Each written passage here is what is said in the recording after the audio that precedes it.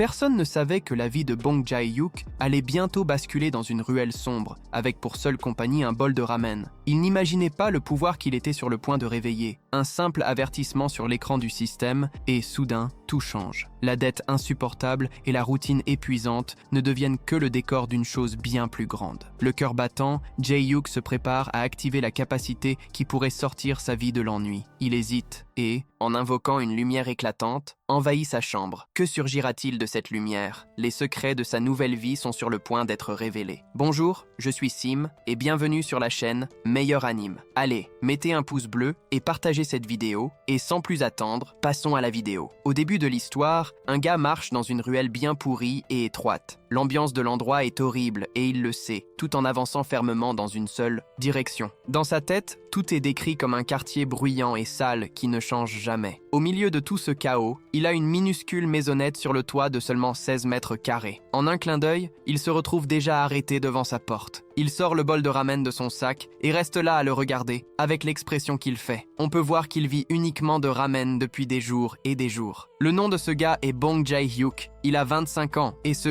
présente comme sans emploi. Mais ne vous y trompez pas, il travaille dans 3 emplois à temps partiel juste pour survivre. Le premier job est dans un magasin de proximité, le deuxième est dans un restaurant de barbecue et le troisième est un travail quotidien, vraiment une femme de ménage, à débroussailler jusqu'à l'âme. Il n'arrive jamais à mettre de l'argent de côté. La raison en est une dette brutale qui pèse toujours sur lui, une dette qu'il ne peut gérer que s'il paie. La scène change, pour le montrer chez lui, cuisinant des ramen et les avalant tranquillement. Soudain, un avertissement apparaît sur l'écran du système. La notification dit que Bong Jae-hyuk est réveillé. Il est si surpris qu'il oublie de souffler sur les ramen. Bouche brûlée et forte douleur dans la gorge. Quand Dora l'a vu un peu, il commence à analyser la fenêtre du système, un mélange d'incrédulité dans le regard. Jae-young pense que ce réveil pourrait être une sorte de bénédiction. Il se demande aussi s'il n'a pas débloqué un prix absurde qui pourrait rapporter un peu d'argent, mais cette idée s'assombrit rapidement dans son cœur. Il imagine la possibilité que cela puisse être une grande arnaque. Regardez, notre garçon s'imagine en train d'être découpé en morceaux par un monstre, ou mourant gelé, écrasé, brûlé vif. Il pense qu'il pourrait finir empoisonné et rendre l'âme dans quelques minutes. Jae-young envisage aussi l'idée d'être écrasé. C'est une sorte de piège. Le récit va alors plus en profondeur dans la vie de Jae-young. Il essaie toujours d'ignorer les injustices, même quand elles sont évidentes. Il passe son temps à trouver des excuses pour détourner le regard, car il n'a jamais eu le courage de faire face à ce qui est faux.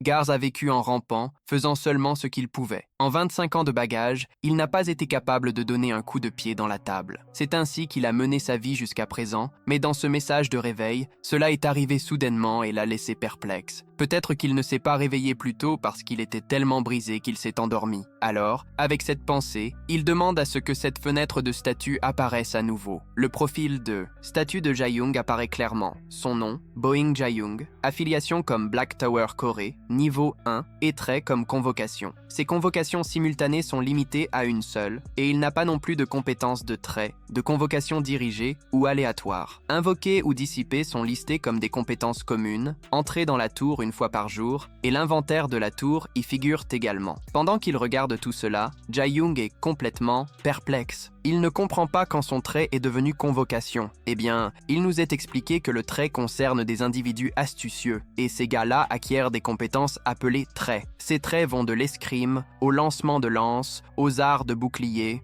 tir à l'arc et arts martiaux, jusqu'à la gigantification, coups puissants, invocation, guérison et d'autres compétences. Les créatures qui peuvent être invoquées incluent des esprits, des bêtes, des fantômes, des golems et même des bêtes démoniaques. L'invocation est considérée comme une compétence de commandement de certains types de créatures que l'on peut appeler. Pendant qu'il digère cette information, Jae-young est perdu dans ses divagations, voulant comprendre le changement bizarre qui vient d'avoir lieu. Il commence à se demander quelles compétences d'invocation il a acquises et est curieux d'en savoir plus à ce sujet. En même temps, il attend quelque chose de très fou ou d'incroyable. Avec ses pensées martelant dans sa tête, il se prépare et active la commande d'invocation. Il n'invoque aucune créature spécifique, laissant en suspens l'attente de ce qui pourrait se passer ensuite. Alors, pendant un bon moment, rien ne se produit. Purée, ça le rend super confus. Au fur et à mesure que le temps passe, il commence à penser que ses compétences ne fonctionnent pas en dehors du monde ordinaire. Il croit que les compétences de joueurs comme les siennes ne servent que dans la tour et ne se manifestent pas dans le monde réel. Ainsi, en dehors de la tour, un joueur n'est rien de de plus qu'un civil ordinaire. Alors qu'il regarde son ordinateur, Jae-young commence à se critiquer, pensant que quiconque utilise Internet sait déjà que les compétences ne fonctionnent pas en dehors de la tour. À cet instant, un message apparaît sur l'écran du système,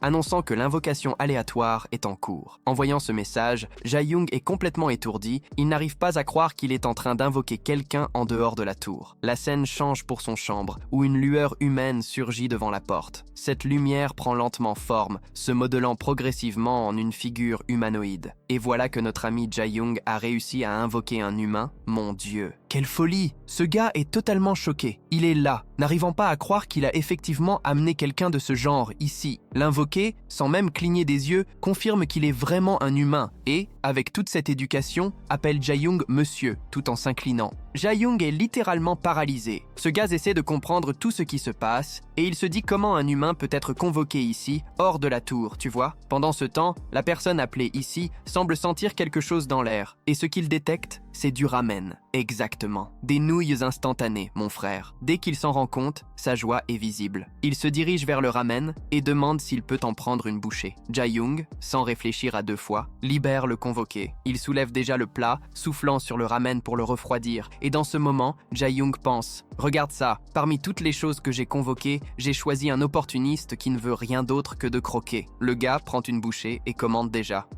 Ça doit être une nouvelle saveur épicée ici, non? Jae-young, déjà nerveux, réfléchit que ce type pense même que le don est épicé. Il est vraiment un classique, ce gars. Puis, alors que le moment passe, il se remet à se demander comment la convocation humaine peut se faire hors de la tour. La confusion ne fait qu'augmenter, car il n'a jamais entendu parler de quelqu'un montrant des compétences hors de la tour. Alors qu'il pense à cela, la fenêtre de statut réapparaît, et voici le message indiquant qu'il peut convoquer des humains et même des semi-humains. La liste des degrés convocables est là, commençant du R, rare, jusqu'au L, S et SR. Nom d'un chien, quel type S, mon frère?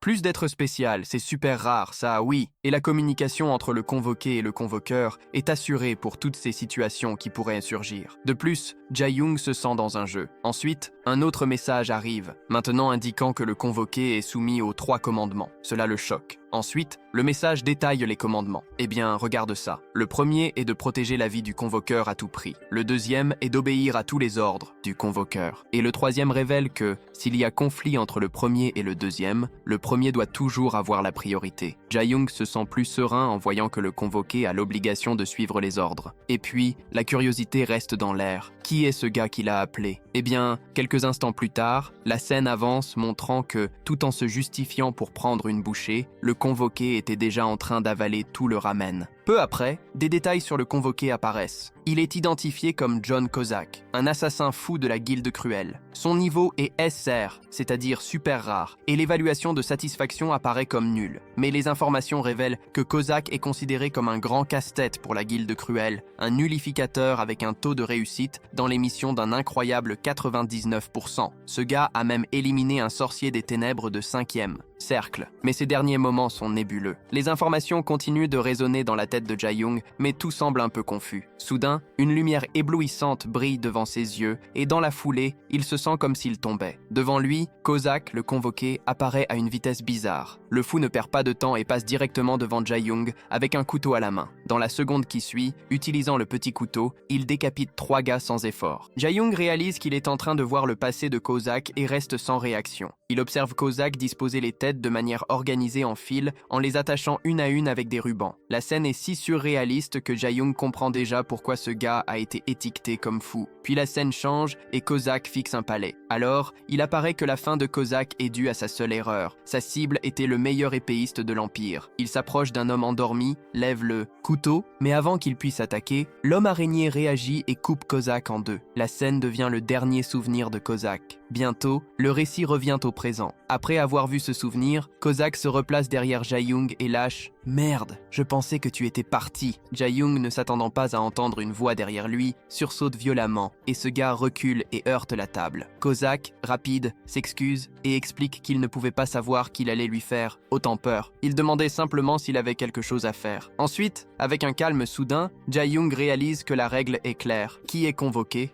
Il faut obéir aux ordres du convoqueur. Ils poussent un long soupir, brisant la tension, et disent « Nettoie la zone où tu as fait le ramen ». Ils donnent l'ordre comme si de rien n'était, Kozak, tout souriant, et commence à faire le travail. L'autre ajoute « N'oublie pas la table, d'accord ?» Continue Jo-young. Ce gars-là ne perd pas une occasion. Sans hésiter, Kozak acquiesce et s'empresse de tout rendre éclatant. Jo-young est impressionné par la rapidité du gars. Il est rapide, t'es fou. Plus impressionnant que cela, c'est de voir Kozak ne se plaindre de rien. Et il semble que Kozak prenne vraiment au sérieux tout ordre qu'il reçoit. Mais le plus curieux encore, c'est qu'il appelle « Hé, Kozak !» Kozak répond aussitôt, tout disposé « Quel est l'ordre, chef ?» Jae-mung demande s'il pense que même des ordres absurdes doivent être exécutés. Et n'est-ce pas que Kozak capte tout de suite ? Bien sûr, je suis tous les ordres du convoqueur, peu importe la situation. Face à cette confirmation, une idée absurde surgit dans l'esprit de Jae-mung. Alors, aboie comme un chien. Tout de suite, Kozak s'arrête, comme si une commande l'avait figé. Jae-young, ébahi, se demande s'il n'est pas monté un peu trop haut avec ça, se remémorant le passé de Kozak, ce gars qui avait été une puissance. Il s'inquiète, imaginant à quel point il doit être fier. Mais tout à coup, Kozak reprend ses esprits, commence à aboyer et court comme un chiot. Waouh, c'est déjà un grand yeux écarquillé, validant « C'est ça !» Oui, mon frère, obéissance pure. À cet instant, un coup fort à la porte interrompt. Quelqu'un de l'extérieur demande à entrer et un frisson dans le ventre envahit Jae-young en se rappelant qu'il devait des intérêts sur un prêt qu'il avait complètement oublié. Kozak se lève rapidement du sol. Il ordonne et la réponse de Kozak est immédiate. Il se lève en obéissant. À ce moment-là, des révélations surgissent. Jae-young avait emprunté rien moins que la bagatelle de 10 millions de won, c'est-à-dire des pièces coréennes. Aucune banque n'avait accepté de faire un soutien aussi gigantesque et il s'était vu contraint de faire appel à un prêteur sur gage. Eh bien, regardez la critique de la situation.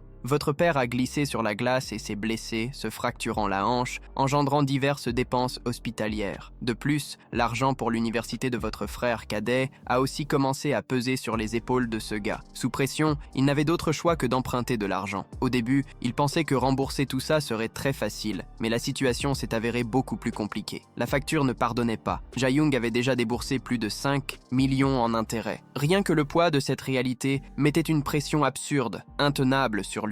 Tout ce qu'il voulait, c'était s'en débarrasser vite et vivre une vie tranquille, loin des soucis. Le coup frappé à la porte continuait de résonner fort et la voix de l'autre côté se plaignait qu'il avait besoin de voir le visage de Jae-young juste pour vérifier s'il gérait bien ses finances. À ce moment-là, Jae-young lance un regard nerveux à Kozak et, à sa grande surprise, Kozak dégaine l'épée et affirme qu'il a juste besoin d'un ordre. Il déclare que, pour son maître, il serait prêt à présenter la tête de l'autre homme comme un tribut. Jae-young, terrifié, rejette cette idée horrible, le désespoir dans les yeux. « Non, bon sang, Kozak, tu es fou, mon frère. Non, ne fais pas ça. Mon frère, non, ça ne va pas marcher. » La pression était telle que le cœur battait à toute vitesse. Mon Dieu, Kozak était sur le point de provoquer un véritable chaos ici. Rapidement, il pousse Kozak vers la salle de bain, lui ordonnant de s'y cacher et de se taire. « Tu vois? Ne fais pas de bruit, s'il te plaît, aucun souffle. » Mais Kozak demande « Bon sang, je ne peux pas respirer. » Alors Jae-young dit « respirer tu peux. » Puis la porte s'ouvre. Un homme entre dans la pièce, exerçant une pression terriblement écrasante. Il attrape Jae-young par l'épaule, relâchant la phrase suivante. « Eh bien, Bong, Jae-young a l'air en bonne santé aujourd'hui, hein? Quand je n'ai pas reçu le paiement des intérêts, j'ai eu le moral dans les chaussettes, pensant que peut-être tu étais malade ou quelque chose comme ça. » D'une voix tremblante, Jae-young admet qu'il a oublié et s'excuse 1000 fois, affirmant qu'il va payer bientôt. Alors, avec un regard sinistre, le prêteur sur gage suggère que, si l'argent se fait rare, pourquoi ne pas envisager de vendre un de ses organes? Un rein, des testicules, un cœur, un œil. Peut-être qu'il va trouver un moyen de faciliter le paiement, non? À cet instant, la scène coupe à l'extérieur, où quelques complices du créancier commandent sur le frère cadet, Jae-young. En entendant cela, le chef du créancier conclut que plus l'objet est rare, plus sa valeur est élevée. Laissant l'atmosphère chargée de tension avec cette information, Jae-young ressent une vague de colère et lance un regard foudroyant au visage du chef des créanciers avec les nerfs à fleur de peau. Il est prévisible que Jae-young est sur le point de se jeter sur lui. Essayant de se contrôler, Jae-young assure qu'il n'aurait jamais le courage de faire une chose pareille. Peu après, le chef des créanciers, dans un état de colère, s'en va. Mais pas sans auparavant donner un conseil à notre héros. « Reste tranquille, mon ami, mon pote. Il laisse clairement entendre qu'il n'a pas l'intention de voir Jae-young étendu 6 pieds sous terre avant de voir la dette réglée. Dès qu'il s'en va, un immense soulagement envahit Jae-young. Il ne perd pas de temps et appelle Kozak, qui apparaît à l'instant, sortant des toilettes très en colère. Il lâche un compliment sur la manière dont le manteau a réussi à se cacher, rendant son assistant fou de joie d'avoir accompli la mission correctement. Alors que Jae-young réfléchit au chaos de sa journée, la fatigue s'installe. Et mec, il commence à se souvenir de ses journées de travail, du réveil fou de la convocation d'un humain et bien sûr de la visite de tous les créanciers, qui a été terriblement tendue. Il recommence à penser à la dette et se demande s'il devrait vraiment grimper cette tour. Dans le doute, il apparaît comme un fantôme, un lâche. Comment grimper une tour? En même temps, le besoin de surmonter les difficultés financières crie dans sa tête. Kozak, qui ressent encore une ambiance, demande si Jae-young a d'autres missions pour lui. Ah, pour l'instant non. Dans la même veine, Kozak demande à rester à regarder la télé, jusqu'à ce qu'il reçoive de nouvelles informations ou nouvelles instructions. Jae-young ne comprend pas, se demandant comment le gamin sait ce qu'est une technologie avancée comme une télévision. Malgré tout cela, il laisse Kozak et Kasaka, celui-ci descend tranquillement disant qu'il veut voir quelques épisodes de dorama. La scène coupe et nous voyons Kasaka totalement concentré à la télévision, alors que Jae-young éteint les lumières et se jette sur son lit pour dormir. Observant le gamin s'amuser avec un drame, Jae-young pense encore qu'un lâche comme lui ne parviendra jamais à gravir la tour. Mais étrangement, ce moment est réconfortant. Il réfléchit que jusqu'à présent, sa vie était dans la solitude, se poussant vers la mort. Cependant, avec la présence de Kasako, une lumière s'allume dans sa tête et il se sent mieux. La scène change et le type est complètement hypnotisé par la télévision. La scène suivante coupe au lendemain. Un réveil sonne à 8h et c'est déjà 1-2. Il l'éteint immédiatement, appelle Kazak, mais seul le silence répond. Il commence à s'inquiéter que la convocation soit déjà tombée à l'eau. Alors lui vient à l'esprit qu'il a remarqué quelque chose pendant la nuit. Il était un peu somnolent quand il a vu une fenêtre du système indiquant que la convocation de Kazako était terminée. Il se souvient que le délai était de 6 heures, donc Kazako ne pouvait être convoqué que pour cette durée. Se levant du lit, il se dit qu'il est temps de laisser cela derrière lui et de partir au travail. Il remarque alors que la télévision est encore allumée, probablement parce que Kazak est parti sans l'éteindre. À l'écran, un bulletin d'information est en cours et le sujet est lourd. À Jongnu, ce matin, un crime bizarre s'est produit dans le bureau de l'usurier illégal Smiley Cast. Il y a eu un meurtre horrible. Jae-young stoppe tout et se fige en se brossant les dents. L'info parle du même usurier dont il a emprunté de l'argent. Ce reportage continue d'affirmer que 3 victimes ont été retrouvées, toutes décapitées. Mon Dieu, est-ce réel? Est-ce que c'est le convoqué qui a fait cela? Les têtes étaient enveloppées de rubans rouges. Ça semble très familier, non? En entendant parler de ces têtes et de ces rubans, Jae-young est sous le choc. Il se rappelle que cette manière brutale de liquider les autres était la signature de João Kozak dans sa vie antérieure. Pris par la peur, le fou entre en panique. Mon Dieu, ce gars voulait juste une vie bonne et confortable, mais maintenant ce type a invoqué le psychopathe. Des frissons et des regrets pèsent comme une encre dans sa tête. Une autre scène apparaît et c'est sur les lieux du crime. Le bureau de l'usurier est totalement détruit. Non seulement lui, mais tous ses acolytes ont été tués. Les têtes décapitées sont organisées sur une table, chacune attachée avec un ruban. Le style du tueur est brutal, identique à celui du Kozak. Cette même nouvelle se propage et apparaît également sur l'écran du téléphone de Jae-young, qui reste collé au gros titre, de plus en plus nerveux. Dans sa tête, il n'y a aucun doute. Seul le Kozak aurait pu commettre une telle barbarie. Plus tard, alors qu'il travaille dans un grand magasin, quelqu'un s'approche soudainement en disant « Excusez-moi ». Jae-young se retourne avec un rouleau et, en voyant, il s'arrête complètement. Là se trouve le prêteur sur gage, tenant sa propre tête décapitée, attachée avec un ruban. La tête est devant lui comme s'il s'agissait d'un produit à vendre. À ce moment-là, la terreur s'empare de lui et il commence à halluciner derrière le comptoir. Sur les étagères, il imagine ces têtes décapitées des subordonnés du prêteur sur gage, toutes décorées avec des rubans organisés comme des produits. Sainte Mère. Le gars hallucine. Dans l'hallucination, les têtes l'appellent à plusieurs reprises, lui enjoignant de se dépêcher et d'enregistrer tout. Incapable de gérer cette situation, Jae-young panique sévèrement. Tout à coup, il recule et heurte une étagère. Le bruit le ramène à la réalité. Lorsqu'il regarde enfin à nouveau devant lui, il se retrouve face à une cliente normale arrêtée juste devant lui. La femme semble préoccupée et lui demande s'il va bien. Réalisant que tout cela n'était qu'une hallucination, Jae-young se sent complètement gêné. Lui qui a prié intensément ne cesse de s'excuser auprès de la cliente. Désolé. Madame, désolé. Dans la scène suivante, c'est déjà le moment de quitter le travail. Jae-young rentrait chez lui, l'esprit rempli d'appréhension. Il réalisa que de cette manière, il ne pourrait pas se concentrer sur aucun travail, alors il prit la décision de faire une pause dans tous ses emplois à partir de demain. Pendant que la neige tombait fort ce jour-là froid, il marchait le long de la route en direction de sa maison. Pendant ce temps, la culpabilité écrasait sa poitrine, croyant que c'est mort. C'était totalement à cause de lui. Peu après, la scène changea et il le montra à l'intérieur de la maison. Il rouvrit la fenêtre du système et regarda le profil de Kozak. En lisant les informations détaillées, Jae-young était absolument convaincu que Kozak était l'assassin sans jugement. Bien que Kozak n'ait jamais touché son invoqueur, la situation elle-même était complètement terrifiante. Jae-young leva la main vers la fenêtre du système, essayant d'invoquer Kozak, et alors un message apparut à l'écran, le laissant choqué. Le système demandait une évaluation de satisfaction avant de procéder à l'invocation. L'écran lui demandait de bouger le doigt et de donner une note en étoile. Jae-young fixait cela sans y croire, et, irrité, leva le doigt du milieu vers cette notification bizarre. Rien que de se rappeler que la seule chose qu'il avait dite à Kozak était de rester tranquille chez lui, en regardant la télé, pendant que le gamin sortait faire toute cette série de meurtres, c'était de quoi mettre n'importe qui à bout, n'est-ce pas? Pas à cause de tout cela,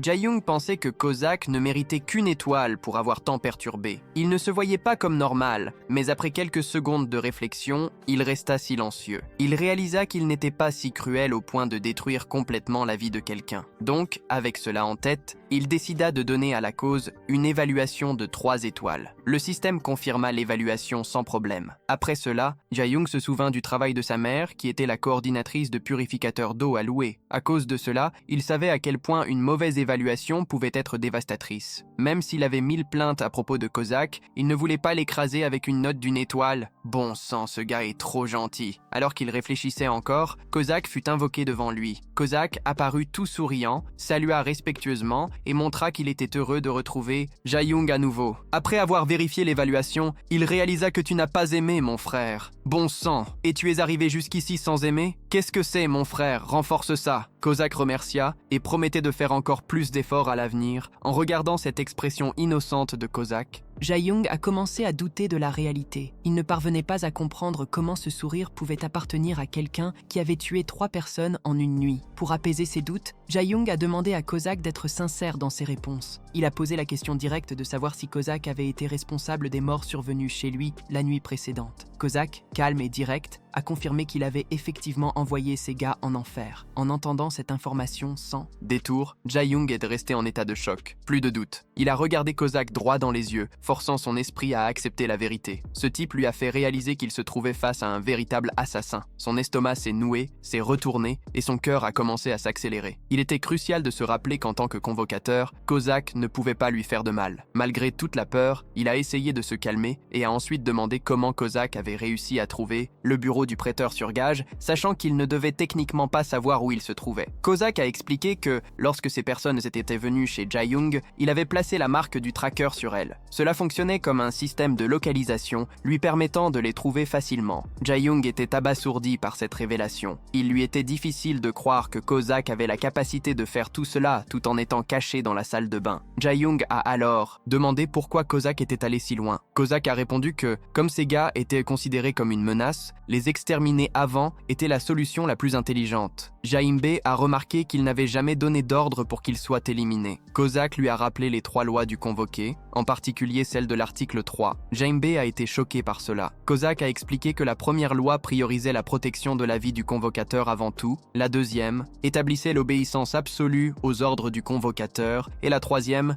celle-ci affirmait que si la première et la deuxième loi entraient en conflit, la première aurait toujours la priorité. Kozak a simplifié l'explication en affirmant que l'obéissance était absolue, mais que toute situation menaçant le convoqué ne pouvait en aucun cas être ignorée. Kozak, toujours avec ses idées folles, a donné un exemple absurde. Et si le convoqué devait se faire tuer lui-même? Ce serait une mission impossible, non? Non, Jae-young, avec l'air de celui qui n'a pas compris, a fait une expression du genre « 1-1-1, je ne comprends pas ». Mon frère, il a alors commencé à se demander s'il y avait vraiment une menace réelle et, au fond, il trouvait toute cette logique un peu arbitraire. Kozak, avec son franc-parler, a admis que l'article 3 pouvait être interprété de 1000 manières, mais de son point de vue, ces personnes représentèrent des risques et pourraient très bien menacer la vie de Jae-young. Il croyait qu'il avait raison. En entendant cela, Jae-young est devenu encore plus terrifié et a lâché « Purée, Désolé, mon frère, tu es un psychopathe. Mais il s'est vite excusé. Je déconne, hein, mon frère. Désolé. Mais avec Zack ferme dans sa mission, il a arrêté Jae-young et lui a dit qu'il était habitué à entendre ça et qu'il n'acceptait pas d'excuses. Le maître Jae-young s'est plongé dans ses pensées. Ce n'était pas qu'il ne comprenait pas toute la logique, mais réaliser à quel point cette façon de penser pouvait être dangereuse était trop terrifiant pour une personne normale, non? Non, ce gars gère des assassinats, il vaut mieux qu'il reste vigilant. Il s'est imaginé la scène, discuter avec quelqu'un qui ressemblait à un criminel. Normalement, ces gens ne font que menacer, mais dans la tête de Kozak, même ces mots pouvaient se traduire par une décapitation. Cette pensée a plongé Jae-young dans la panique. Zack, réalisant sa peur, était confus et pensait avoir fait quelque chose de mal. Il s'est agenouillé devant Jae-young pour s'excuser, mais Jae-young, avec l'air de quelqu'un qui n'était pas à l'aise, lui a dit de se relever. « Lève-toi !» Il a expliqué avec soin que tuer n'était pas bien et que cela pourrait mettre tous les deux en grand danger. Kozak, un peu nerveux, a répondu que personne ne le saurait. Alors, Jae-young a décidé de demander à Kozak s'il pouvait s'abstenir de faire une telle chose à nouveau. Kozak a compris qu'il ne pouvait pas promettre cela, et cela a rendu Jae-young encore plus terrifié. À ce moment-là, Jae-young était déjà dans l'embarras et a exigé qu'il promette de ne dégainer son arme que s'il avait un couteau sur son cou. Kozak, tout formel, devait réfléchir davantage aux menaces avant de faire un mouvement. Kozak a fait une révérence et a promis d'être plus prudent à l'avenir. Lui, tout excité, a fini par faire soupirer Jae-young de soulagement. Jae-young a demandé à Kozak de prendre son temps et de rester là, mais Kozak, curieux comme jamais, avait une question. Alors Jae-young lui a donné la liberté de demander. Kozak a demandé si Jae-young voulait escalader la tour. Cette question a choqué Jae-young. Il sait que monter la tour est une chance rare, mais aussi méga dangereuse. Jae-young, tout curieux, a demandé si Kozak avait eu un autre invoquant avant. Kozak a confirmé et a dit que le précédent était fort et courageux. Cela a rendu notre garçon un peu gêné. Alors que d'autres utilisaient leurs compétences pour sauver le monde, Jae-young, pauvre garçon, essayait toujours d'éviter les risques. Avant que Kozak ne continue, Jae-young s'est auto-qualifié de lâche. Mais là, Kozak, soudainement, s'est enthousiasmé et a commencé à faire l'éloge de Jae-young, l'appelant le meilleur invoquant. Cette réaction a laissé Jae-young totalement choqué. Kozak a saisi l'épaule de Jae-young, tout excité, et a dit que la sécurité était la plus grande vertu d'un invoqueur. Jae-young, nerveux, a simplement acquiescé. « Ah, vraiment, c'est vrai. Ce gars est un grand imbécile. Ça, oui. Vous êtes sûr de cela ?» Kozak a même dit que le courage était un poison, et qu'un invoquant courageux était une menace, car si l'invoquant venait à trépasser, il n'y a pas moyen que l'invocation se déroule. Kozak a alors rassuré Jae-young, promettant de s'occuper du côté pourri des choses. Il a averti Jae-young de prendre soin de lui et de vivre longtemps. Ces mots ont profondément touché Jae-young. C'était la première fois que quelqu'un lui parlait avec tant de confiance. Bientôt, la scène passait à Jae-young se réveillant le matin. Il avait à peine dormi, hanté par les mots de Kozak et par la tour également, se demandant ce que gravir la tour signifiait pour quelqu'un comme lui. Mais au moins, il a ressenti un soulagement en sachant que les prêteurs sur gage avaient disparu et que la dette était réglée. En sortant, il a respiré l'air frais du matin, se sentant enfin libre. Tout à coup, son téléphone a sonné. C'était son père demandant s'il prenait la réhabilitation au sérieux. Jae-young s'est déconnecté, sachant que le vieux avait besoin de l'être. Transféré dans un hôpital plus grand, il a appris que sa mère avait été licenciée. La nouvelle est tombée comme un camion sur lui. Mon père s'est empressé de lui dire de ne pas s'inquiéter, affirmant qu'ils appelaient parce qu'ils n'avaient pas eu de nouvelles depuis un moment. Après avoir échangé quelques mots courts, l'appel a pris fin. Jae-young était complètement déboussolé, ressentant une profonde tristesse en pensant à sa mère qui s'était toujours battue. Dans la scène suivante, ça a chauffé. Jae-young, tout équipé, se préparant à gravir la tour. Ce dernier appel était la goutte d'eau qui a fait déborder le vase, et il a puisé tout le courage qu'il lui manquait. Regardez ce fou de Jae-young, qui a pris sa journée de congé pour échapper à son quotidien. Maintenant, il avait un moment de libre pour jeter un œil à la situation. Il ferma les yeux et inspira profondément, parce qu'en réalité, il voulait juste jeter un coup d'œil au premier étage de la tour et sortir rapidement. Si ça devenait tendu, il pensa alors, est-ce qu'il serait possible d'appeler quelqu'un d'autre pour m'aider aussi? Mais il se demandait si l'invocation était possible ou si c'était juste une rêverie. Imaginez, il a même rêvé d'invoquer un super légendaire très rare,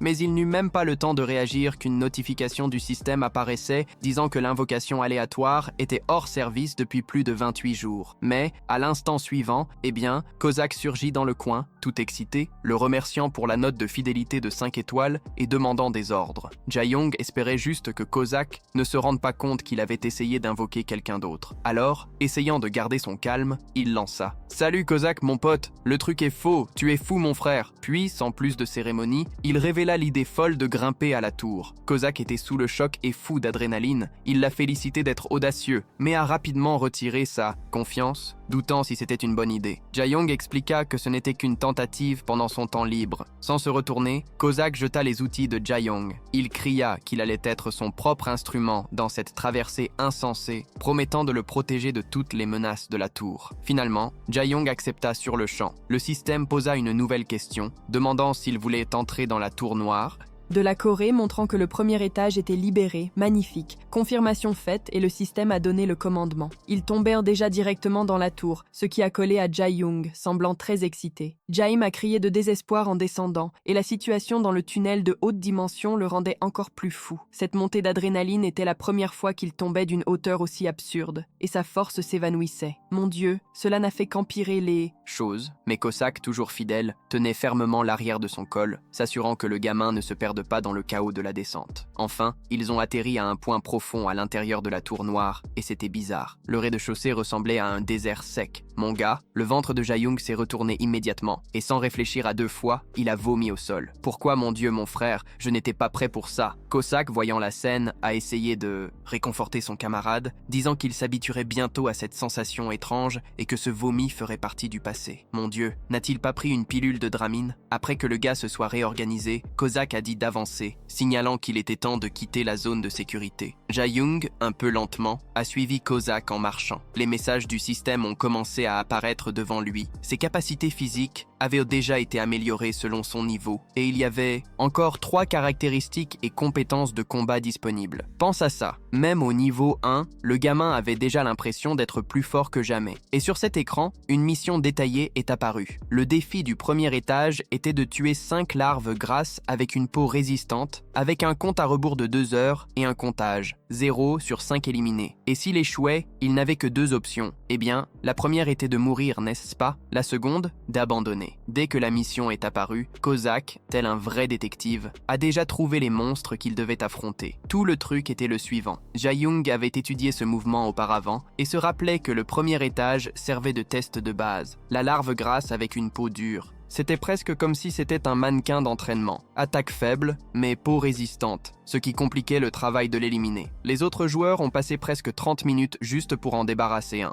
Jae-young s'est fait un rappel mental qu'il était maintenant aussi un joueur et savait qu'il devait en vaincre au moins un. Avec la détermination en ébullition, il s'était lancé vers les monstres, et Kozak, un peu anxieux, s'est demandé si tout cet effort était vraiment nécessaire. Mais notre garçon a ignoré l'inquiétude et est resté ferme, faisant face à la larve. Il prit une arme que Kozak avait laissée là et, avec l'esprit en ébullition, pensa au prochain mouvement. Il détourna brièvement son attention vers Kozak. À ce moment-là, la larve, réalisant la présence de l'humain, se leva et se prépara à attaquer. Le son qui retentit plongea Jae-young dans l'angoisse. Son visage était pure concentration. Il se tourna lentement vers la créature, dominé par la peur, et c'est à ce moment qu'il appela Kozak à l'aide. Sans perdre de temps, Kozak se mit déjà en mouvement, avançant vers la larve avec une vitesse incroyable. Avant que la grosse bête puisse attaquer, Kozak l'élimina d'un seul coup, et de nulle part, d'autres monstres firent leur apparition dans la zone. Kozak demanda à Jae-young d'attendre un moment. Le fou avança, exhibant ses compétences folles tout en éliminant les monstres qui étaient encore dans la zone, avec une agilité et une précision digne d'applaudissements. Kozak brandissait une quantité incroyable de lames dans ses 2 mains et, dans un seul geste,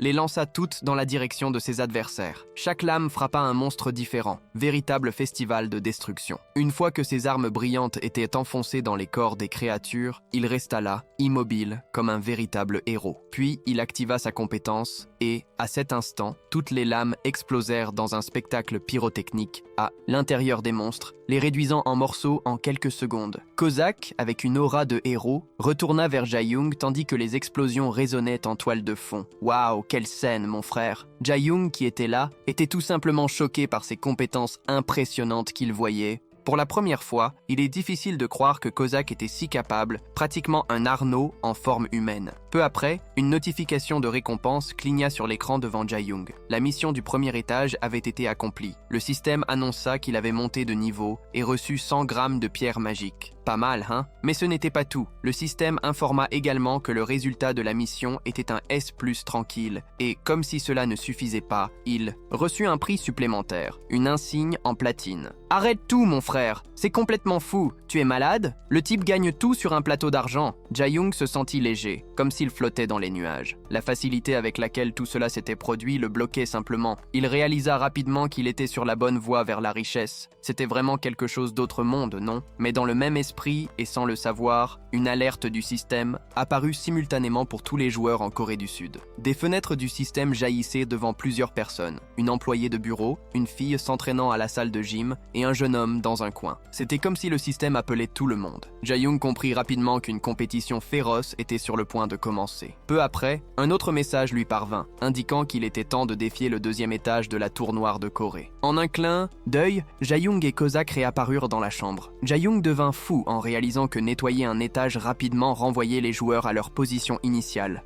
Il vérifia alors son téléphone et se rendit compte qu'il ne s'était écoulé que 5 minutes depuis qu'il était entré dans la tour. Sans aucun préavis, il ressentit un vertige, comme si son corps essayait de comprendre ce qui se passait. Kozak, tout joyeux, complimentait Jae-young pour sa performance, comme s'il avait assisté à un spectacle de talent. Jae-young, un peu mal à l'aise, répondit qu'il n'avait pratiquement rien fait. Il s'était juste tenu là, à regarder la scène de la bataille. Kozak, avec un message de sagesse en tête, affirma que c'était la meilleure stratégie, car observer était effectivement le bon chemin à suivre. Il trouvait cela un peu étrange, mais il finit par hocher la tête, non? Sans penser à l'ampleur de la bataille, il se rappela avoir entendu d'autres joueurs, et les histoires ne se passaient pas du tout bien. Après tout, il peinait même à passer le premier étage, épuisé après un combat insensé contre les vers. Comparé à cette histoire, ce qu'il avait vécu était presque une promenade dans le parc, sans stress. Il décida alors de jeter un œil de plus près aux récompenses qu'il avait gagnées. Il prit la pierre magique et l'examina en détail, comme quelqu'un qui regarde un bijou rare. Les pierres magiques étaient décrites comme des ressources cruciales dans la modernité, une sorte d'or numérique. Tu vois ce que je veux dire? C'était comme du bitcoin. Leur prix s'était effondré depuis les débuts des tours. Actuellement, mon fils, 100 grammes valait environ la modique somme de 50 000.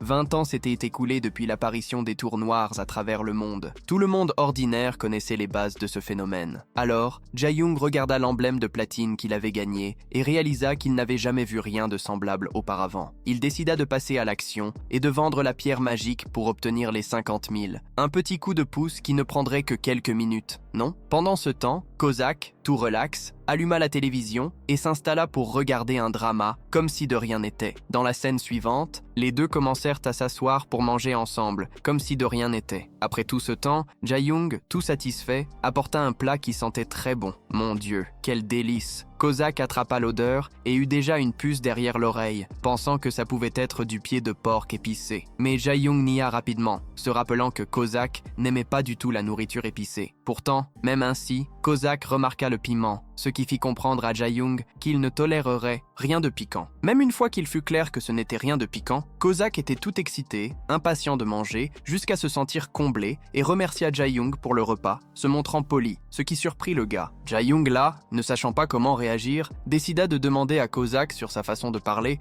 et Kozak, un peu perdu, demanda ce qu'il voulait dire par là. Jae-young essaya finalement d'expliquer que la manière formelle et courte dont Kozak parlait était une conversation d'une autre époque. Kozak, pour sa part, expliqua que cela venait de l'époque où il était avec son précédent invocateur. Pendant ce temps, Jae-young a comparé l'influence qu'un partenaire peut avoir à un genre de slogan qui reste collé. Kozak, un peu gêné, tout mignon, s'est proposé de changer sa façon de communiquer au cas où Jae-young trouverait cela étrange, mais Jae-young a refusé, riant et disant que c'était juste drôle. Kozak a lâché un rire, et Jae-young, contagionné, a ri avec lui. Là, à cet instant, Jae-young réalisait que Kozak n'était pas tant un danger qu'il le craignait. C'était plutôt l'autre qui savait gérer les situations avec précaution. Enchanté par cette nouvelle confiance, il décida qu'il était temps de retourner à la tour dès l'aube. La scène révèle Jae-young se consacrant à dessiner un graphique sur le quotidien d'un mâle alpha. Il avait prévu de travailler dans un magasin de proximité pendant la journée et dans un restaurant de grillades le soir. Il décida aussi d'abandonner son travail à temps partiel sur le chantier des urnes. Au lieu de cela, il rejoindrait Kozak, l'aidant à nettoyer la tour. Cette nouvelle routine semblait parfaite pour lui, mais il ne fallut pas longtemps avant que Kozak ne refasse son apparition. Il fut choqué de voir que Jae-young lui avait donné une autre évaluation maximale de 5 étoiles. Jae-young expliqua que s'il avait eu la possibilité de donner 10 étoiles, il l'aurait fait aussi. Kozak était ravi de savoir qu'il avait plu à son invocateur. Ensuite, Jae-young commença à se demander si ses évaluations étaient vraiment importantes. Kozak précisa que des notes plus élevées entraînaient de meilleures récompenses. Chaque évaluation affectait les améliorations que Kozak pourrait avoir dans de futures invocations. Il expliqua que le temps de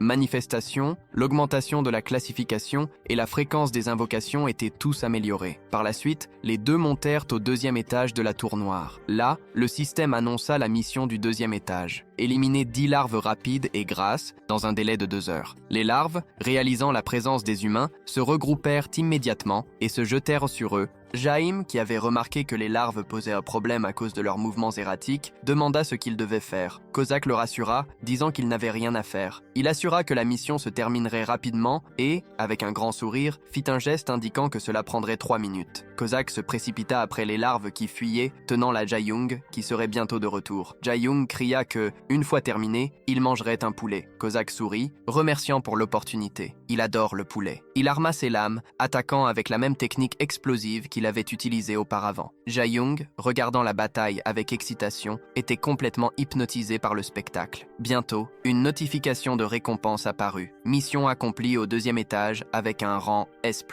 Jae-young monta de niveau à nouveau, gagnant la bagatelle de 200 grammes de pierre magique et encore un insigne de platine. Il remarqua aussi à quel point tout était devenu facile. Kozak était beaucoup plus rapide qu'il ne l'imaginait. Il comprit qu'il pourrait nettoyer des étages avant d'aller travailler et encore arriver à l'heure. Eh bien, je pense que ces missions sont trop faciles, non? Non, ou ce type est très fort. Ensuite, ils passèrent au 3e étage. Kozak commenta que l'atterrissage de Jae-young s'était amélioré. La mission du 3e étage était d'éliminer des groupes, peu importe ce qu'ils étaient, et il ne fallut pas longtemps à Kozak pour les vaincre. Le système annonça un S+ de plus, libérant un niveau augmenté, 300 grammes de pierre magique et un autre insigne de platine. Peu après, le 4e étage fut nettoyé tranquillement. Le 5e étage eut le même sort. Jae-young célébra avec Kozak, échangeant un high five de victoire. Enfin, une nouvelle notification apparut. Le système remarqua que 5 insignes de platine S+ avaient été collectés et un bénéfice spécial fut accordé pour cela. Ayla sait. Vu pour la première fois des mots « bénéfice spécial », Jae-young fut choqué. Le bénéfice était décrit comme une amélioration des traits d'éveil et augmentait le nombre de convocations simultanées. Pour les 2 nouvelles scènes, l'écran du système affichait le profil de Jung-young en détail. Nom, Bong Jung-young. Affiliation, Wine.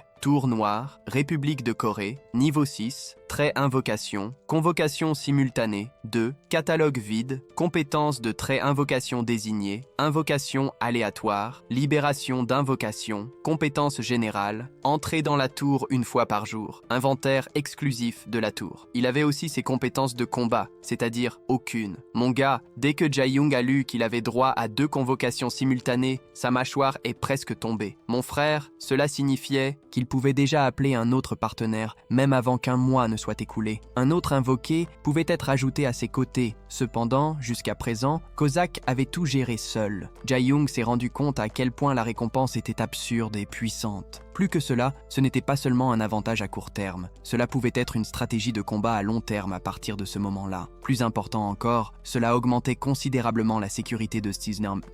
Jae-young. Il a donc vérifié le temps de recharge pour l'invocation aléatoire et a vu qu'il restait encore plus de 20 jours. Il comprenait qu'il devait procéder avec prudence et attendre patiemment. Ryuk a décidé qu'il allait tenir bon et attendre les 20 jours. Pendant ce temps, ses camarades invoqués allaient continuer à gérer le nettoyage des étages, tandis qu'il s'amusait à profiter des balades gratuites à travers les portails. Au milieu de ses pensées, il a réalisé qu'il était temps de faire face au nettoyage du 6e étage. La scène change alors pour Andong en plan rapproché, là-bas dans la République de Corée, dans la salle de direction de l'administration des éveillés. Plusieurs figures importantes apparaissent. L'un d'eux est le chef de l'équipe d'administration de la gestion des éveillés. À chaque étage nettoyé, un avis résonne dans son bureau. Digan Will avait une expression tendue, plongée dans ses pensées. Il se demandait quand cela va sonner aujourd'hui, le 7 Titiasans, matin, le soir ou même dans la nuit. À cet instant, une autre figure apparaît, la directrice adjointe de l'administration. Elle s'approche et lance une question. Alors, tu apprends ton flux de 10 ? Tu penses encore à la notification ? Mina insiste et confesse qu'elle n'arrive pas à contenir sa curiosité.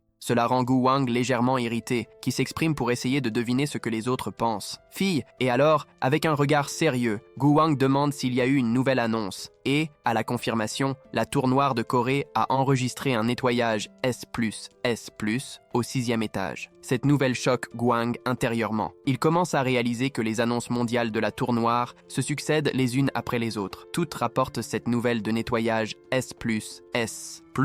Il en vient à croire que tout cela est l'œuvre d'un seul individu. Les étages 1 à 5 ont été libérés consécutivement. Sans aucun doute, cette personne est un véritable prodige. Sans aucun doute, sans plus ni moins, il se surprend à penser à ce qui se passerait si les étages 7, 8, 9 et 10 étaient également nettoyés. Soudain, une main frappe violemment la table. Le propriétaire de cette main est Parks de Jong-soo, le directeur de l'administration. Il parle d'un ton autoritaire et met les points sur les i. Le plus grand enregistrement que la Corée ait jamais eu n'était qu'une classification A. Personne ne savait qu'un nettoyage S+, S+, pouvait déclencher une annonce mondiale et, avec la situation internationale telle qu'elle est, la notification des joueurs est devenue une routine. Alors que des kidnappings secrets se produisent à l'appel, avant qu'un autre pays n'arrive et ne puisse voler ce joueur, la priorité est de le retrouver immédiatement. Il ordonne de surveiller rigoureusement tous les nouveaux joueurs enregistrés. Après cette conversation, la scène coupe à 2 jours plus tard chez Ju-young. Le groupe est maintenant en train de discuter du nettoyage du 8e étage. Zach, plein d'énergie, apparaît en train de faire la vaisselle et sifflotant joyeusement, avec toute la confiance du monde, n'est-ce pas, que seul un assassin possède. En faisant la vaisselle, il affirme à Junior de rester tranquille, que tout ira bien. Il est clair qu'il nettoie un étage par jour sans aucune difficulté. Pour Junior, tout semble calme, du moins jusqu'à ce qu'ils atteignent le 10e étage. La scène change à nouveau et montre les deux s'enfonçant dans une forêt au 8e étage. Kasak marche devant et Junior suit, tous deux prêts pour la mission. La mission du 8e étage exige de vaincre 10 guerriers, des grenouilles épineuses rouges, et l'instant d'après, tous les guerriers grenouilles partent à l'attaque. Kawaki dégainait déjà sa dague et commence à abattre les ennemis un par un, d'une facilité incroyable, mon frère. Seul celui qui voit sait. La notification de récompense apparaît à l'écran, criant que la mission du 8e étage a été complétée avec succès. João Ribeiro monte instantanément de niveau et gagne 800 grammes de pierres magiques. De plus, il collecte 5 potions de soins qui n'existent que dans la tour. L'annonce confirme la finalisation avec la classification S++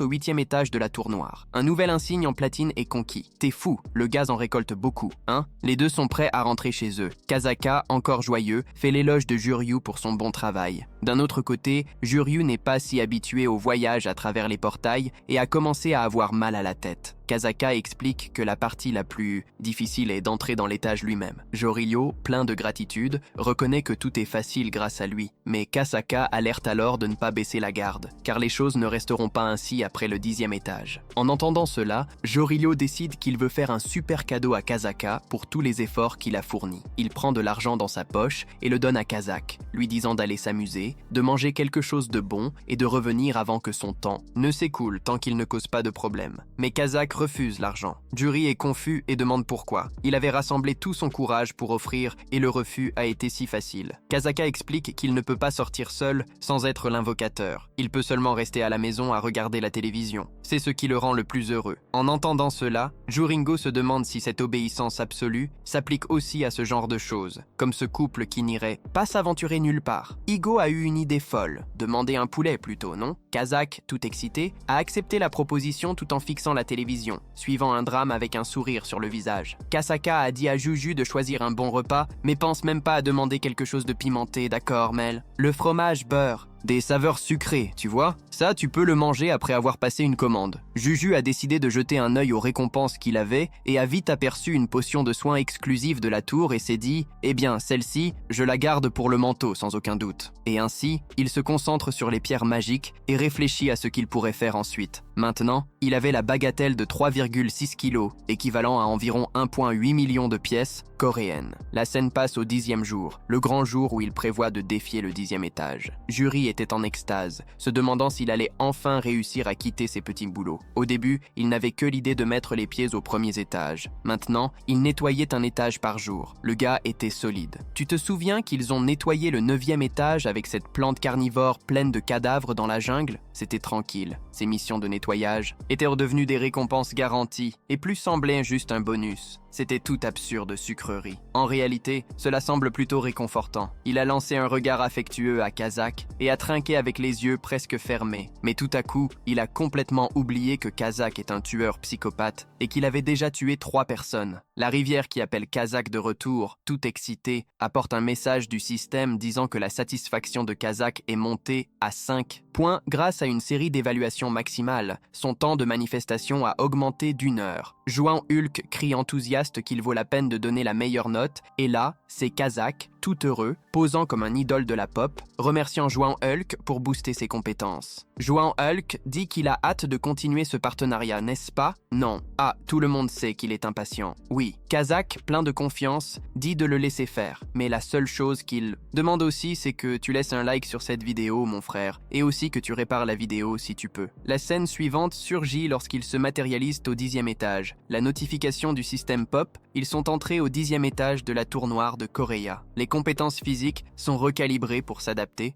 Au niveau des joueurs, à l'arrivée, des traits et des compétences de combat sont disponibles. Juryuki ressent immédiatement l'aura écrasante du 10e étage. Quelque chose s'agite en lui et son corps se fige. Il réalise que la recalibration est en cours. Une force extrêmement débordante traverse son corps, accompagnée d'une mana étrange, tirant dans son abdomen. Soudain, Juryuki se transforme en cheval. T'es fou? Même lui est choqué par cette transformation, mais il déclare qu'il va aider Kasaka à se battre. Cette fois, Kasaka refuse immédiatement, disant que si même une égratignure apparaissait sur l'invocateur Bong, il passerait l'arme à gauche sur le champ. Juryuki essaie de le rassurer, insistant sur le fait qu'il est maintenant un cheval sauvage et qu'il est assez fort pour aider. Mais Kasaka, calme, dit que le soutien et les éloges de Juryuki sont déjà suffisants. Mais Juryuki ne se décourage pas, il veut vraiment se battre à ses côtés cette fois. À cet instant précis, ses yeux se fixent sur un œil d'insecte monstrueux. La peur le frappe de plein fouet. La créature insectoïde est tellement colossale que Juryuki et Kasaka semblent des miniatures. Mon frère, Juryuki ne croit pas que le monstre du 10e étage soit si grand. T'es fou? Il se demande comment les autres joueurs ont réussi à vaincre ces choses gigantesques. Envoyer seulement 2 personnes pour attraper cet insecte semble une gifle à l'humanité. T'es fou? Avec les 2 côtés, mon frère, Kasaka, commence à ouvrir la bouche pour répondre, mais Hulk l'interrompt, se plaignant que son orgueil est blessé. Le monstruo se concentre sur eux avec ses yeux gigantesques, et Hulk prie pour que Kasaka ait le courage d'attaquer. Alors, avec un mouvement extrêmement rapide, ah j'adore ce mot, le monstre lève son bras vers Kasaka, mais il parvient à esquiver sur le champ, prenant les dagues avec fermeté. Son expression devient mortellement sérieuse en quelques instants. Le monstre est réduit en morceaux dans une pluie de débris, et il est vaincu sur le champ. Ensuite, une belle notification de récompense apparaît. Mission du 10e étage réussie. Juryuki gagne un niveau et reçoit 1 kilogramme de pierre magique supplémentaire. Un avertissement de conclusion du rang SS+,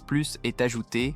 Et un nouvel emblème en platine est accordé. Kazakh, tout souriant, déclare que la mission est terminée. Un autre message du système apparaît. Le 11e étage peut être défié et le duo sort de la tour. Maintenant, Hulk a un total de 5,5, soit 1,5 kg de pierre magique, en plus de plusieurs emblèmes en platine. Un nouveau message apparaît annonçant un avantage pour avoir accumulé 10 emblèmes en platine. Le Rio est extrêmement excité. Cependant, il est confus, car il ne sait pas à quoi sert cet avantage. La situation est la suivante. Le système se manifeste rapidement pour expliquer que ce bonus donne à l'utilisateur la capacité de copier les pouvoirs de tout être invoqué. Merde mon frère, regarde, je relance les choses, ça devient cool. Exactement. Il lui suffit de copier les compétences et de les utiliser comme bon lui semble. Puis apparaît une alliance suprême, montrant un tas de compétences. Explosion de l'âme, rupture de choc, embuscade, darga, vénéneuse, pas des ombres, disruption, fertilité, invisibilité, polymorphie, et bien plus encore. Et le Ryuk se dit « Merde mon frère, est-ce que c'est vraiment vrai? Je peux faire ça ?» C'était la première fois qu'il dealait avec ça, non? Non. Kazuki, l'invoqué de notre garçon, pousse un cri. Cela renforce l'idée que le pas des ombres est le choix parfait. Et le Ryuk, qui avait déjà mal à la tête, devient confus. Kazakh explique que, s'il a la chance de copier une compétence, il devrait y aller à fond avec le pas des ombres. Après tout, cela ne va apporter que des avantages à ce gars. Cette compétence sert à s'échapper rapidement si la situation devient difficile, et si ça se passe, c'est un gros coup. Tu sais quoi, mon frère? C'est une compétence parfaite pour prendre la fuite. Je jure qu'il peut se déplacer rapidement et silencieusement. De l'autre côté, entendre cela rend Ryuk un peu déprimé. Il commence à penser à ce que Kazakh pense vraiment de lui. Est-ce qu'il pense Que je suis un abruti? Je ne pense pas qu'il le pense, mon fils, j'en suis sûr. Heureusement, bien sûr que non. À ce moment-là, une notification du système apparaît. La compétence Pas des ombres a été acquise et enregistrée dans sa fenêtre de statut. Jorigo pète un câble, pensant à l'importance d'être agile au combat.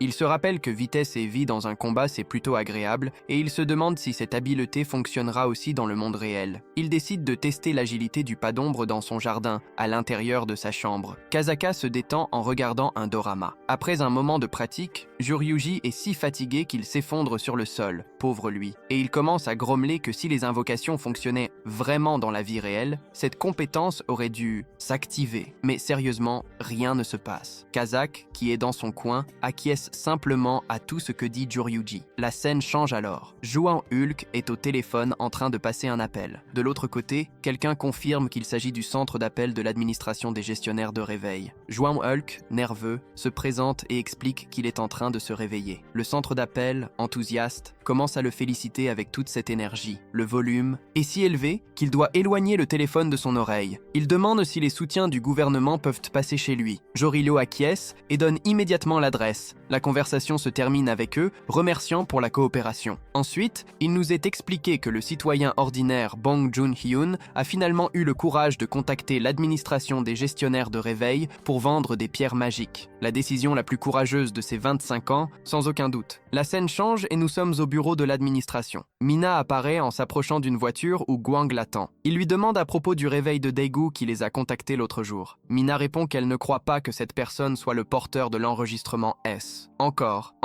Gwang Yu, déjà irrité, remet en question l'existence réelle de cet individu et, rapidement, signale qu'une nouvelle demande de réveil est arrivée aujourd'hui. Elle demande si Gwang Yu va avec elle. Ils confirment qu'ils doivent en profiter tant qu'ils le peuvent. Si ce gars est vraiment la légende, ils doivent l'enrôler dans l'équipe d'élite. Sans même réfléchir deux fois, de l'autre côté, Ryuk décide de faire du rangement dans la chambre après que Kazak a disparu. Il jette tout ce qui ne sert à rien. Juste après, l'administration de la gestion des éveillés passe devant chez lui. Il crie son nom et Rui, qui ouvre la porte au même moment, les salue en s'excusant pour l'espace restreint, mais en invitant les gars à entrer. Gwang entre et se présente déjà comme le leader de l'équipe. Il présente aussi la directrice adjointe, Lee Minard, en expliquant qu'elle est également joueuse. En voyant Minard, Juryu devient nerveux et tendu. Regarde à quel point ce gars est malchanceux. Il trébuche même en se présentant. Minard s'approche et son anxiété monte en flèche. Elle demande s'il est l'éveillé, mais Rui se rend compte qu'il est rouge comme une tomate, mon frère, mort de honte. Sous la pression, il fait un pas en arrière, se sentant foiré, tandis que sa tête s'embrouille. Il se demande si ce gars chasse des éveillés parce qu'il ne savait rien. Dans un instant de décision, il choisit de tout nier, se disant dans sa tête d'agir normalement. Cependant, au lieu de se comporter comme une personne normale, il parle de manière rigide comme un robot défectueux, disant qu'il pensait avoir entendu parler de quelque chose comme ça et que ce n'était pas lui, riant nerveusement. Alors, après avoir entendu cela, la fille avait un regard méfiant, observant tout. Jorilo, à l'intérieur, a allumé le signal rouge. C'était typique de celui qui ment, tu vois. Dans cette ambiance, l'ange a décidé de donner une petite claque à son visage, un peu réprimé par l'envie de fouiner parmi les gens, poussant un cri irrité « Manager !» La fille, agile comme un chat, a esquivé le coup et s'est assurée que la prochaine fois, elle serait plus maligne. Angie a remarqué le manque de manières et a présenté ses excuses à Ju Yong, s'adressant à lui avec tout le respect formel d'un joueur. Ryug, quant à lui, est devenu nerveux et a répondu que tout allait bien. Au fond, il se rendait compte qu'il devait aller à Minard. En réalité, il voulait juste en savoir plus, un peu comme s'il pêchait des informations. Et au même moment, une fée est apparue, la mascotte de la Tour Noire de Corée, commençant à narrer cette vérité folle du monde. Et la fée s'est présentée comme Tabi et a appelé tout le monde à comprendre la dynamique de la tour. Avec une présentation théâtrale, mon pote Tabi a montré une figure sombre et colossale, aussi noire que la nuit, que même le plus haut bâtiment de la Terre ne pourrait approcher. Eh bien, le bulle de Khalifa sera ce chef-d'œuvre. C'était la Tour Noire. Tabi a raconté que ces tours avaient surgi de nulle part il y a 20 ans dans le monde entier. Les pays ont envoyé leurs armées et leurs scientifiques en quête de réponses, mais personne n'a pu s'en approcher à cause de la barrière invisible qui interdisait tout contact. La réalité sur la tour n'a émergé que lorsque les joueurs ont commencé à apparaître. La tour fonctionnait comme un jeu où les grimpeurs montaient un étage à la fois. À l'extérieur, les joueurs n'étaient que des humains normaux, mais à l'intérieur de la tour, là tout changeait. Ils avaient des pouvoirs et des capacités extrêmement puissants. En utilisant les récompenses qu'ils obtenaient à l'intérieur, les joueurs amélioraient leur équipement et aidaient énormément l'économie de la planète. Alors, un avertissement du système commençait à apparaître sur l'écran, alertant que la Corée était à la traîne dans la course pour gravir la tour noire. Peu après, un autre avertissement. Le compte à rebours pour l'effondrement de la tour avait commencé et ne s'arrêterait que si un étage supérieur non défait était conquis. Tu savais? Il a expliqué que si aucun nouvel étage non défait n'était gravi dans les 6 mois, le compte à rebours recommencerait et la tour allait s'effondrer. Regarde ça! Et la pluie d'avertissements ne s'est pas arrêtée là. Un autre avertissement est apparu. La tour de Corée était en train de s'effondrer. L'avertissement a révélé une vision sombre. C'est ainsi que Mumbai a disparu il y a 3 ans. Alors, Tabi a tourné son attention vers la Corée du Sud. Chaque pays avait entre 1 et 3 tours noires, et la Corée n'en avait qu'une, située au fond des montagnes de Gagwon. Tu savais, il a précisé que la Corée comptait entre 5 000 et 10 000 joueurs, ce qui représentait seulement 0,01% à 0,02% de la population. Mais, malgré ce nombre faible, la progression dans la tour noire se passait bien. Ils étaient déjà au 65e étage, qui était le 2e plus grand record mondial, ne perdant que face au 66e étage des États-Unis. Et pour donner du moral, le Tabi a dit que la société avait ses héros sous forme de joueurs, comparant cela à une exploration moderne, comme explorer de nouveaux continents dans le passé. Mais elle s'est adressée directement aux joueurs compétents, les qualifiant d'espoirs de cette ère et les incitant à s'inscrire comme joueurs pour devenir des héros également. Après ce déluge d'informations, Guan Yu s'est tourné vers Jin Yu et a dit qu'ils étaient prêts pour quelques questions afin de vérifier les détails. Il a demandé « Si, eh bien, Jin Yu était vraiment éveillé, c'est-à-dire conscient. » Jin Yu a confirmé qu'il était déjà entré dans la tour et avait complété quelques accomplissements, mentionnant les cristaux magiques qu'il avait rassemblés. Junyu était excité et a demandé à quel étage Jinyu était parvenu. Junyu, un peu incertain, a lâché « Ah, je suis autour du 10e, tu sais comment c'est, non ?» Junyu et Mina échangèrent des regards, se demandant s'il pouvait être le même, le gars qui avait battu le record, S+. Mina, curieuse, a demandé si Ryo avait entendu les annonces mondiales qui circulaient. Le gars, essayant de se comporter normalement, a encore une fois dit, de manière maladroite, reconnaissant les accomplissements de niveau S+, faisant un commentaire étrange sur le fait que ce joueur était incroyable. Jorigno lui a dit de se détendre, mais notre garçon avait un doute, se demandant s'il avait seulement l'air nerveux ou s'il était vraiment suspect. Il tremblait comme une feuille, c'est sûr. Ensuite, Guangyu a décidé de parler des options de contrat. Il a expliqué que le gouvernement classait les joueurs en 2 catégories. La première était l'élite des grimpeurs, représentant environ 69% des grimpeurs, et la seconde était le personnel de l'escalade générale, qui gérait ses propres schémas. L'élite travaillait en étroite collaboration avec l'agence de gestion des experts, qui avait pour mission de gravir des étages élevés, gagnant des avantages, comme la protection à l'intérieur de la tour. En dehors de la tour, ce n'étaient que des gens normaux, sans statut spécial. Les membres de l'équipe élite recevaient également un salaire de base annuel. Ryo était en panique, pensant que si on découvrait que ce type était le détenteur du record S+,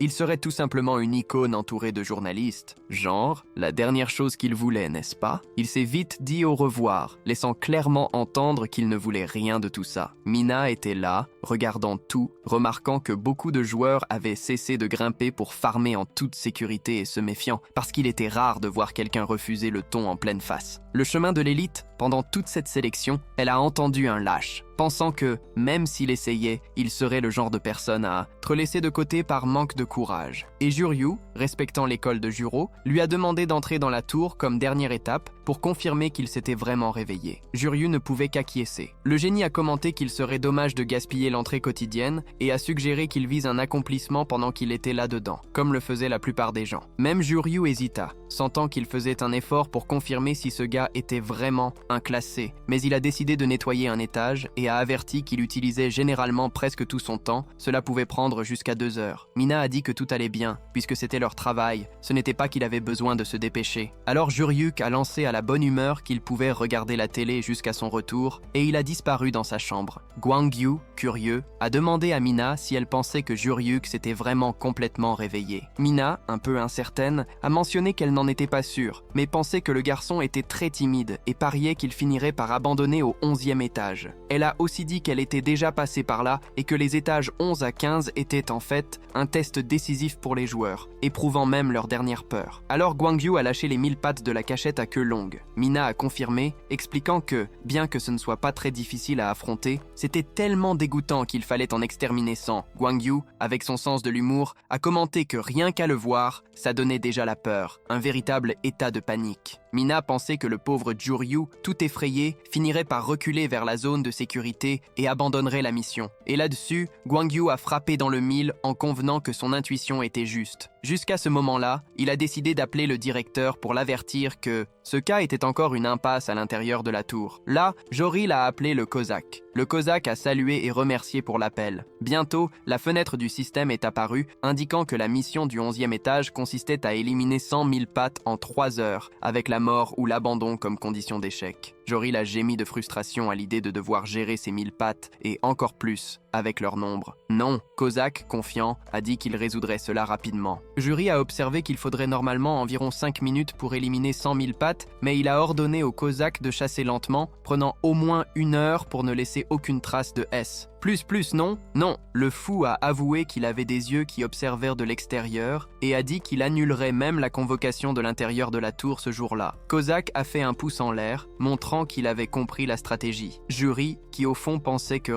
qu'être à l'intérieur de la tour était déjà une victoire, mais maintenant sa mission était de briser le siège. Avec un enregistrement désordonné, tout était entre ses mains. Zack a commencé à faire exploser les 1000 pattes un par un. Joril pensait qu'enfin, les choses allaient commencer à aller bien, car tout à coup, il a vu un 1000 pattes juste en dessous de lui et a simplement gelé de terreur, incapable de bouger. « Mon frère, les gars sont très peureux !» Cosaque a crié qu'il allait sauver son invocateur des 1000 pattes et a rapidement coupé quelques-uns d'entre eux. Juryuki s'est plaint que Cosaque attaquait trop vite et lui a ordonné de ralentir. Cosaque ne voulait rien entendre et a dit que la vie de Juryuki passait en premier. Et le gars a alors averti le gros monstre de ne pas se tuer lors de la mission. Puis, une notification du système est apparue annonçant qu'ils avaient atteint un classement S au 11e étage de la tour noire de Corée, remportant un insigne de platine et débloquant l'accès au 12e étage. Une autre notification a confirmé la sortie de la tour noire. Juri, qui était furieux, le Cosaque s'est excusé. De retour dans la salle, Minard et Guangyu attendaient quand la fenêtre du système a annoncé que Junyu avait atteint le classement S. Au 11e étage, quelques instants plus tard, Junyu est apparu. Les deux furent choqués lorsque Minard remarqua que le classement S était apparu presque en même temps que le joueur Bong est arrivé. Junyu soupira profondément et dit qu'il ne voulait vraiment pas faire ça. Il lâcha que les deux devraient être réduits au silence. Derrière eux, Cosaque se lança prêt à attaquer. Joril ordonna à Cosaque d'attacher la mine et le gang, au lieu d'essayer de les contenir. Cosaque leur coupa la tête sur le champ. Joril était totalement sous le choc et criait intérieurement, se demandant s'il avait déjà ordonné à Cosaque de faire ça. « Mon frère, le gaz est tellement en panique !» Juri s'excusa auprès de Minard et Gongyu. Soudain, tout commença à se fissurer. Juri poussa un fort soupir, réalisant que toute cette scène n'avait été que son imagination. De retour à la réalité, Minard et Gongyu remarquèrent qu'il avait l'air mal et lui demandèrent s'il allait bien, car subitement il avait commencé à transpirer froidement. Joril s'excusa en disant que tout allait bien, mais dans la tête du gamin, il reconnut qu'il devenait paranoïaque sans même s'en rendre compte. Guangyu continua cette conversation et expliqua une fois de plus que l'équipe d'élite avait vraiment besoin de talents comme le joueur Bong. Ju réagit mal à l'aise et dit que la situation semblait un peu étrange, non? Il suggéra qu'il pourrait y avoir un malentendu et essaya de dire que sa performance au 11e étage devait avoir coïncidé avec celle d'un autre joueur. Il exagéra sa réaction, agissant comme si la coïncidence était une grande surprise. Yonggu, pour sa part, remarqua que le timing semblait un peu trop parfait. Junyu se dépêcha de défendre son innocence, s'entortillant dans ses mots et s'excusant, se justifiant en disant que sa façon de parler avait influencé cela. Il réaffirma qu'il n'était pas responsable, tandis que Yongyu commença à le presser, riant nerveusement et répétant que ce n'était pas lui qui disait cela. Guangyu accepta sa réponse et alla montrer une carte de contrat d'élite. Juri le regarda et demanda si c'était vraiment la carte qu'il avait demandée, au lieu d'un contrat ordinaire. Guangyu expliqua que c'était un contrat rare dans l'industrie. Connu sous le nom de contrat ultra-élite, cela venait avec un salaire annuel de 12 milliards. Waouh! Et il y avait aussi quelques avantages en matière de biens immobiliers, un traitement VIP, une équipe de sécurité complète et des privilèges d'immunité. Le gaz était presque un roi, c'est ça. Juju a réalisé que ce truc était en réalité une sorte de laissez-passer, tu sais. Il a compris que ce n'était pas très différent de la noblesse. J'ai dit « Et alors ?» Guangyu a continué en disant, avec ce ton qui lui était propre qu'à ce moment-là, le seul joueur qui pouvait bénéficier d'un tel pape était Yu Jumin, numéro 1 en Corée du Sud. Puis il a lâché que le contrat était une machine à avantage fou. Tout ce que l'État pouvait offrir était là, dans sa main. Mais Ryo, notre gars, n'a pas hésité, a frappé la table et a déclaré d'une voix claire « Je ne veux pas ». Il ne voulait pas être joueur s'il ne pouvait pas avoir un contrat standard. C'est ce qu'il voulait. Guangyu, un peu perplexe, a questionné la raison d'une telle véhémence dans la négation. Jiuyu, avec l'esprit en ébullition, a expliqué qu'il ne voulait pas être le centre de toutes ces cernes, caméras, reporters. Ce gars n'aimait définitivement pas les projecteurs. Après tout, être le centre de l'attention était une pression brutale, une pression qui faisait presque exploser son cœur. Mina et Guangyu, captant la vibe, ont réalisé que notre pote était un introverti et qu'il valait mieux lui laisser un peu d'espace, non? Il faut reculer un peu. Là, Guangyu, avec cette empathie impressionnante, a accepté de partir sur un contrat normal, style standard. Ils ont terminé avec une poignée de main et sont sortis. Ryo pensait que n'importe qui venant de l'extérieur verrait la situation et serait frustré. Il était sûr que les gens allaient dire qu'il devait vite prendre le contrat d'élite et profiter de la vie, mais il savait que c'était bien de gérer une responsabilité de la taille d'un train. Contrat VIP. Mais le fait de stopper les excursions dans les étages supérieurs n'était pas une option. Les équipes existaient pour donner l'occasion d'explorer les niveaux inexplorés. Et ça, ils ne le voulaient pas. Oh mec, je voulais juste une vie tranquille, mieux qu'avant, tu vois. Il ne voulait pas non plus d'une vie pleine de créanciers à ses trousses. Il voulait juste être peinard. Je comprends ce gars. La scène a alors pris un tournant et s'est retrouvée dans le brouhaha de la gestion des éveillés à Hanandong. Le commissaire, en pleine action, a fait face à Guangyu en disant que tout cela était une totale affront au rapport initial et a rappelé à Guangyu qu'il avait décrit Jium comme un timide ou un gars qui ne voulait pas grimper dans la vie. Guangyu a confirmé, mais le commissaire, la voix élevée, a demandé comment un gars comme ça aurait pu atteindre un rang S plus élevé. Guangyu alors a été sincère et a dit que la détermination de Juryu était bizarre, presque choquante de banalité, météorique. Même le commissaire s'était laissé emporter par l'idée et a ordonné d'appeler Juryu, quelles que soient les conséquences à suivre. Juryu, faisant semblant d'être en colère, a défié Kozak, lui reprochant d'avoir clairement indiqué l'interdiction et, malgré cela, tout était exposé. Zach, dans une tentative d'excuse, a présenté ses excuses. « Oh, s'il te plaît, mon petit maître, ce n'était pas ça que je voulais. Je voulais juste protéger le maître Ju-il. » Mettant la pression, il a averti que si cela se reproduisait, ce serait la fin de la ligne. Ce mec est capable de lui donner une étoile, ou même de ne plus être convoqué, c'est-à-dire qu'il serait déconvoqué. Kozak a pris le message et a répété ses excuses, comprenant déjà le message. Alors, une fenêtre du système est apparue annonçant qu'ils étaient entrés au 12e étage de la tour noire de Corée du Sud. La mission était de vaincre 20 ratons laveurs armés de lances de glace en environ 3 heures. Notre système affichait 0 sur 20 vaincus, et en cas d'échec, eh bien c'était mort ou abandon de la mission. Ils sont entrés dans l'étage et le froid qui a frappé était absurde. Juryu, déjà dans l'ambiance, a fait une remarque à Kozak pour agir prudemment. Kozak a confirmé qu'il était partant. Juryu s'est calmé, remarquant que Kozak répondait sans hésiter, et a pensé que c'était peut-être une bonne chose. S'il pouvait nettoyer le 12e étage tranquillement, l'agence pourrait perdre son intérêt. Mais le froid, cet enfoiré, était insupportable. Mon frère,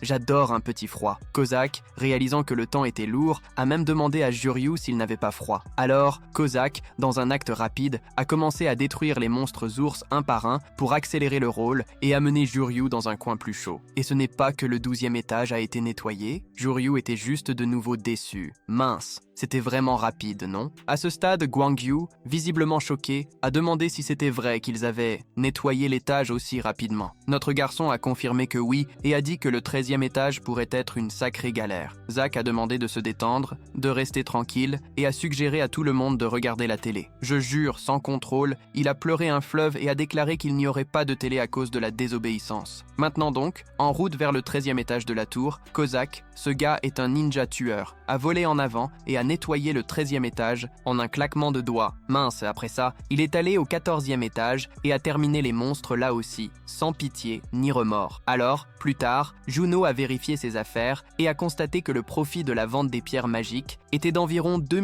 750 000 monnaies coréennes, déjà avec une déduction de 35%. Le fonds standard de soutien aux joueurs totalisait 2 millions. Les pierres des étages 11 à 14 pesaient 5 kilos, valant la modique somme de 2,5 millions. Jureux a réalisé qu'en seulement 14 jours, ils avaient accumulé environ 10 millions. Il a conclu que s'il arrivait au 20e étage sans galère, la récompense pour les pierres serait d'au moins 2 kilos. Si l'agence s'occupait de la vente, cela signifierait 1 million par jour, sans frais ni impôts. Un salaire net fou, genre 1 million par jour. Mon frère, 1 million par jour. Je serais satisfait, non? Je ne sais pas si ici au Brésil, il y a un gars qui gagne ainsi, genre 1 million par jour. Il y en a? Je pense qu'il y en a, non? Ce gars rêvait d'un avenir avec de l'argent qui rentre à flot, environ 30 millions par mois, et a décidé que le lendemain, il demanderait sa démission du travail à temps partiel qu'il avait. Alors, il a appelé Kozak une fois de plus, Kozak, avec une humilité extrême. Il s'est agenouillé et, avec une conversation sincère, a reconnu qu'il avait commis une grosse erreur avec une désobéissance de type hardcore. Il avoua qu'il était perdu, ne sachant pas quoi faire. À partir du 15e étage, il demanda à nettoyer confortablement et la rivière accepta, décidant qu'elle n'allait pas donner des ordres trop lentement. Il savait que l'agence était déjà au courant de tout. De toute façon, même, non?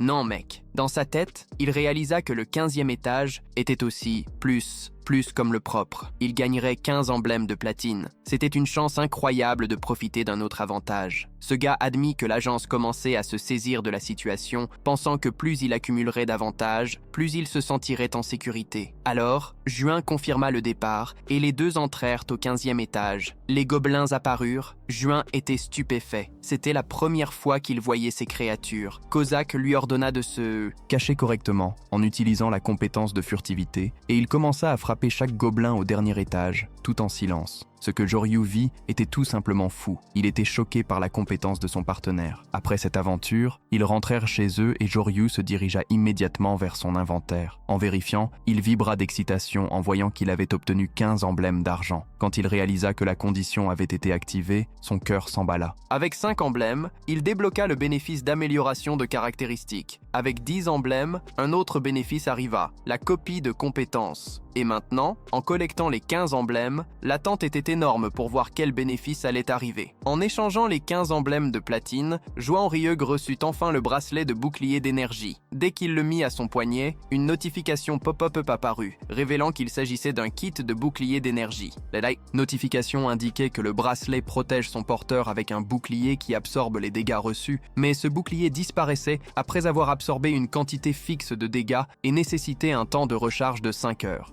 Et il s'ajustait automatiquement au niveau de l'utilisateur. Type insensé, mon frère, et quand il a activé, Juan Hulk était tout recouvert d'une armure d'énergie. Mais bien sûr, l'armure est vite devenue invisible, ne laissant que la sensation de sa présence. En analysant le bracelet, Juan Hulk a déjà commencé à penser à combien cela vaudrait en dehors de la tour. Il a même envisagé de le vendre à un prix exorbitant et d'abandonner cette histoire de gravir la tour, mais il s'est rapidement rendu compte que ce serait une énorme perte, car monter dans la tour promettait des récompenses bien meilleures. Avec ça en tête, il se tourne vers Kozak et demande s'il peut arriver rapidement au 16e étage. Kozak, qui était plus concentré sur la télé, répond qu'il ne peut rien garantir. Waouh! Cette réponse a surpris Joryuk, et il se demande ce qu'il va faire ensuite. Kozak, percevant l'expression de son ami, convoque un biscuit et demande ce qui se passe. Regarde, Joryuk observe à nouveau le bracelet et reconsidère s'il le vendrait. Et alors la scène change pour le bureau du directeur. Le directeur demande à Gwang et Mina combien de temps cela fait que les annonces les plus claires ont cessé d'apparaître. Mina répond que cela fait exactement 15 jours. Gwangyu réalise que les progrès n'avancent pas au 15e étage. Le directeur s'inquiète et note que les cieux sont aveugles de laisser un talent aussi grand être licencié avec un joueur aussi timide. Gwangyu termine en disant que la difficulté augmente beaucoup à partir du 16e étage, mais le joueur Bong n'a pas abandonné. À ce moment-là, Gwangyu reçoit une information par texto et découvre que John Hill est allé au bureau de gestion de réveil et qu'il veut utiliser la boutique des joueurs. Eh bien, cette information laisse le directeur complètement choqué. Le directeur se demande si Jin Hill a déjà découvert le trésor au 15e étage. Le gars confirme et raconte que Jin Hill y est allé avant pour une vérification et est revenu les mains vides. Le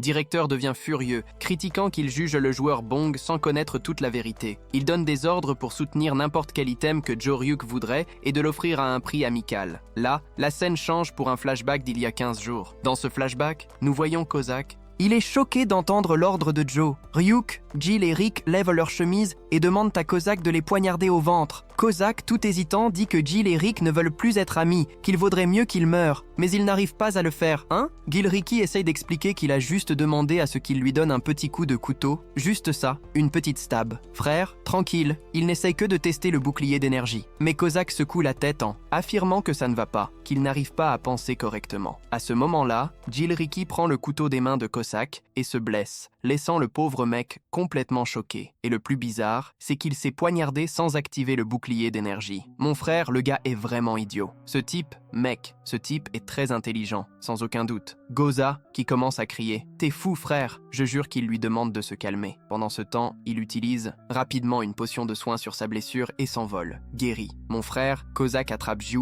qui implore qu'il ne fasse plus jamais ça. Ju est d'accord, non? Mon frère, bien sûr qu'il allait être d'accord, non? Et il demande à Kozak de terminer la chasse. Kozak est également d'accord et grimpe dans quelques arbres où il y avait tout un tas de gobelins. Il commence à les éliminer un par un. Et ainsi, pendant que Kozak s'occupe des gobelins, John Ryuk se cache derrière des buissons. Il décide que pendant que Kozak nettoie l'étage, il va profiter pour pratiquer ses propres compétences. Alors notre gars active son pouvoir d'énergie et utilise le fameux pas sombre. Dès qu'il active ce truc, sa tête commence à bouger et tout à coup, le type avance de plusieurs pas à une vitesse incroyablement absurde. Mon frère, Ju, est choqué par cette vitesse. Le gars ne s'attendait vraiment pas à ça. Et pour couronner le tout, il parvient à se déplacer une sacrée distance en seulement 3 mouvements super rapides, ce qui rend le gamin extrêmement heureux. Cela arrive parce qu'il commence enfin à comprendre comment Kozak se bat et s'en sort. Quand il essaie d'avancer un peu plus, il aperçoit un gobelin se cachant parmi les buissons. Le gobelin remarque également la présence de Ryuk. Oh là là, mon frère, maintenant le combat va commencer. On pouvait voir qu'il se cachait de Kozak, attendant une chance d'attaquer. Tout à coup, le gobelin se jette sur Jae-young, qui est complètement terrifié et sans réfléchir, lève la main pour se protéger. Un bouclier jaillit autour de son corps, et grâce à cela, la morsure du gobelin n'érafle même pas. Mon frère ne le touche même pas. C'est alors que Jae-young envoie un coup de pied monstrueux au gobelin, le faisant voler droit vers le champ de bataille où se trouvait Kozak. Kozak remarque la scène à l'instant, sans perdre le rythme du combat, et coupe le gobelin en deux, avec sa dague. Après cela, il se tourne vers Jae-young, appelle son nom et court rapidement vers lui. En arrivant, il lui demande s'il va bien. Jae-young, encore sous le choc de ses propres capacités, ne parvient même pas à répondre correctement et commence à bafouiller. Kozak commence à inspecter le corps de Jae-young pour vérifier s'il a subi des dommages pendant le combat. Kozak se permet même de sentir sous les bras de Jae-young, ce qui l'irrite beaucoup, lui disant que tout va bien, malgré la mauvaise odeur, n'est-ce pas? Kozak se fâche face à la réponse de Jae-young et commence à se plaindre, se rappelant qu'il avait déjà prévenu plusieurs fois l'invocateur Bong et Jae-young de rester en sécurité, mais il n'écoute jamais. Ce type est trop têtu. Avec la colère de Kozak, Jae-young commence à s'excuser. Puis nous revenons à un résumé en flashback. Pendant 15 jours, le 15e étage a continué à se répéter. Jae-young s'est adapté à ses capacités. Entre-temps, il a accumulé des pierres, de mana pesant 22,5 kg, qui vaudraient environ 11 millions de pièces coréennes. La scène montre alors le jour où Jae-young a appelé Gu Wang pour utiliser la boutique de joueurs. Gu Wang prévient Jae-young que les articles sont envoyés directement chez lui. Un peu agité, Jae-young dit qu'il peut y aller en personne, mais Jae-young ne le laisse pas faire, affirmant que cet avantage est réservé uniquement aux entrepreneurs généraux. Notre petit Jae-young finit donc par accepter. Dans la scène suivante, Jae-young arrive au bureau de gestion, une grosse voiture. Dès qu'il sort de la voiture, il se retrouve face à Jang Lee à la porte. Jang Lee le salue chaleureusement, disant que cela fait longtemps qu'ils ne se sont pas vus et invite rapidement Jae-young à entrer dans le bureau de gestion. Jang-u semble un peu surpris.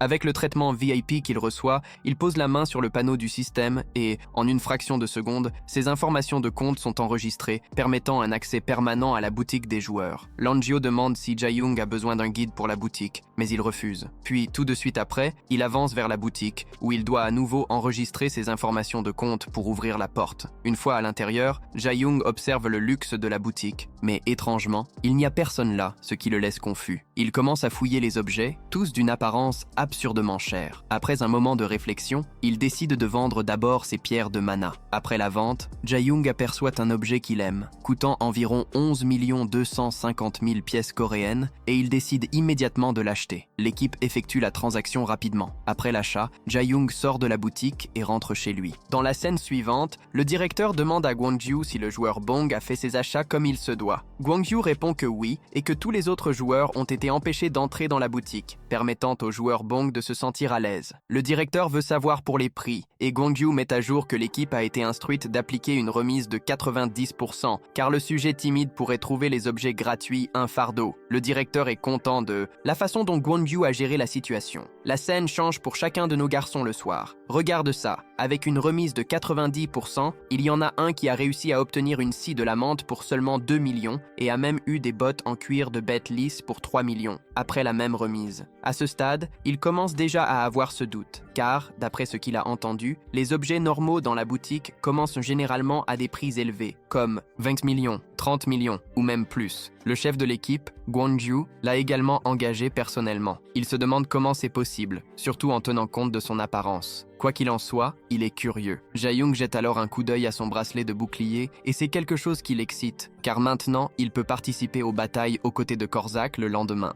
Jae-young convoque Korzak. Korzak salue une fois de plus et lâche. On continue au 15e étage. C'est vraiment sérieux. D'accord, Jae-young, avec cette excitation dans les yeux, répond qu'en fait, il a maintenant envie de monter au 16e étage parce qu'il a obtenu tout ce dont il avait besoin. Ça, laisse-moi couper ici pour aller plus que heureux. Ensuite, juste après, Jae-young décide de faire une invocation aléatoire, quelque chose qu'il n'avait pas fait depuis longtemps. Dès qu'il active l'invocation, une énorme et brillante lumière s'allume devant eux et le contour d'une silhouette humaine commence à se former. La silhouette grandit et, dans une explosion d'étonnement, tant Jae-young que Korzak restent paralysés. La créature devient si colossale que l'étage supérieur de la maison de Jae-young s'effondre simplement, la tête de l'être brisant le plafond. « T'es fou, mon frère? Le gaz est vraiment grand, hein ?» Jae-young, en total choc, n'arrive pas à comprendre quel genre de créature il a accidentellement invoqué. Et regarde ça, et ça ne s'arrête pas là. Et pour couronner le tout, il commence à pleurer en voyant que sa chambre louée est devenue un champ de destruction totale. Mec, mais tu sais que ce gars est riche, non? Donc, il va probablement payer pour ça facilement. Une paire de bras musclés apparaît, suivie d'un énorme corps humain se manifestant dans l'espace réduit de ce qu'il reste de l'étage. Le monstre était si énorme qu'aussitôt qu'il s'est levé, l'étage supérieur s'est complètement effondré. Jae-young ne peut que regarder cette monstruosité confus, ne sachant pas s'il avait invoqué un humain ou une énorme bête maudite. Ce gars est dans un épisode d'Attack on Titan, et pendant ce temps, le géant commence à pousser sa tête à travers le trou qu'il a fait. Et puis, tout à coup, Korzak fait un pas en avant, sans réfléchir 2 fois, et donne un coup de pied au monstre, lui ordonnant de se calmer. Jae-young reste bouche bée devant la rapidité de la réaction de Korzak. Sans laisser à notre héros le temps de parler, Korzak envoie déjà un coup direct dans le visage du monstre, attaquant sans pitié. Korzak n'hésite pas et, se tournant vers Jae-young, se plaint qu'il n'avait pas invoqué d'autres personnes. Il se plaint que le monstre n'est venu que pour ruiner sa vie et continue à attaquer sans s'arrêter. Quand enfin l'être humain se remet à regarder Korzak, il agit comme un vétéran sévère et exige que le monstre baisse les yeux. Cette scène, un frisson traverse le ventre de Jae-young, qui se demande s'il pourrait avoir une sorte de connexion. Est-ce que ces gars se connaissent? Le monstre absorbe simplement les coups de Korzak comme s'ils étaient des piqûres de moustiques. Tu vois ce que je veux dire? Ne ressentant rien, et bien sûr, cela irrite encore plus Korzak. Il sort son épée et menace le géant, disant qu'avant de terminer la conversation, il va lui trancher la tête et y attacher un ruban. C'est typique de ce gars, non? Sans aucun doute marque de fabrique. Mais au moment où il lève son épée pour attaquer, Jae-young apparaît devant lui et ordonne à tout le monde de s'arrêter. À l'instant où il fait cela, Korzak se fige et esquisse un sourire sincère. Oh là là, Jae-young, voyant le chaos autour de lui, ne peut contenir ses larmes en réalisant qu'il a perdu son toit et qu'il va devoir débourser beaucoup d'argent pour réparer tout cela. Il supplie les deux de faire attention à l'intérieur de la maison, sinon il va tout casser encore plus que ce qui est déjà cassé. Après cela, Jae-young demande à Korzak de rester tranquille un moment, expliquant qu'il veut essayer de faire en sorte que le géant et la seconde invocation se rencontrent. Korzak éclate d'un rire sarcastique et dit qu'il n'y a pas de raison pour que le monstre sache quoi que ce soit sur son invocateur. Jae-young, avec détermination, affirme que ce géant-là ne connaît même pas les 3 lois. Quand Korzak entend cela, il devient encore plus confus. Et le monstre, un or, à son tour, dit que se rappeler des 3 lois n'est pas grand-chose. C'est pourquoi Corsac exige que le monstre explique les 3 lois. La bête n'arrive pas à donner une réponse satisfaisante, ce qui fait que Zack se tourne vers Jae-young et lui dit qu'il a vraiment invoqué un être aussi gigantesque et inutile qui ne sert à rien. Zack propose alors que le nouvel invoqué doit être abattu immédiatement et peut-être qu'il est la personne idéale pour le faire, allant jusqu'à dire que cela doit être quelque chose de si draconien que même en 1000 invocations, le type ne réapparaîtrait jamais. T'es dingue, imagine si c'était une vengeance. Pendant qu'il dit cela, de la fumée commence à s'élever de la tête du monstre humanoïde, et déjà là, un observe cela avec un choc total. Peu après, une fenêtre du système apparaît devant lui, détaillant les informations sur la seconde invocation. Le catalogue révèle que la créature est un bouclier de chair de la tribu des Grandes Plaines et qu'elle est également chargée de statistiques. Son nom, malheureusement, est inconnu. La graduation est rare, de type humain guerrier sauvage. Et regarde ça, il y a aussi une limite de manifestation de 10 heures et sa classification de satisfaction, eh bien, elle est nulle. Le temps d'attente pour la réinvocation est de la bagatelle de 3 petites heures, mais uniquement après avoir libéré le monstre. Toutes ces données ne font qu'aggraver la situation et enfoncent Jae-young dans plus de désespoir. Il commence alors à penser que libérer cette invocation et attendre la suivante pourrait être un bon plan. Il demande alors au nouvel invoqué son nom, mais la créature a déjà tout oublié. Il tente de savoir pourquoi il a été appelé, mais l'être n'en a également aucune idée, n'est-ce pas? Non. Et ainsi, Jay continue d'interroger le monstre sur la tour, mais la réponse est encore une fois un vide complet, un néant. La situation est si absurde qu'il n'arrive pas à croire ce qui se passe, et la frustration, eh bien, mon ami, ne fait que croître. Au bout du compte, il décide de vérifier les détails de l'invocation, comme il l'a fait auparavant, et finit par accéder aux souvenirs de Corsac. De même, il pénètre dans les souvenirs du nouvel invoqué à 1000 à l'heure. Un flashback se montre, et il semble être dans une dimension différente. Tout change, et il apparaît dans une zone montagneuse sous la lumière du soleil radieux, avec une vaste et belle terre s'étendant paisiblement. À cet endroit, un monstre ressemblant à un humain s'amusait joyeusement avec la nature, affichant une personnalité enjouée et insouciante. Tranquille, mec. Les papillons dansaient autour de ce géant, et la vue d'eux remplissait la bête d'un bonheur pur. Ce gars, en réalité, avait l'impression d'avoir trouvé son but. Et alors, à cet instant, la vraie essence du malandrin se révéla. Il était un guerrier de la tribu des Grandes Plaines, un type qui respirait la nature. Regarde, dans le passé, il avait une âme pure. En fin de compte, la vraie bonheur était simplement d'être en harmonie avec la nature, mais sans cette innocence.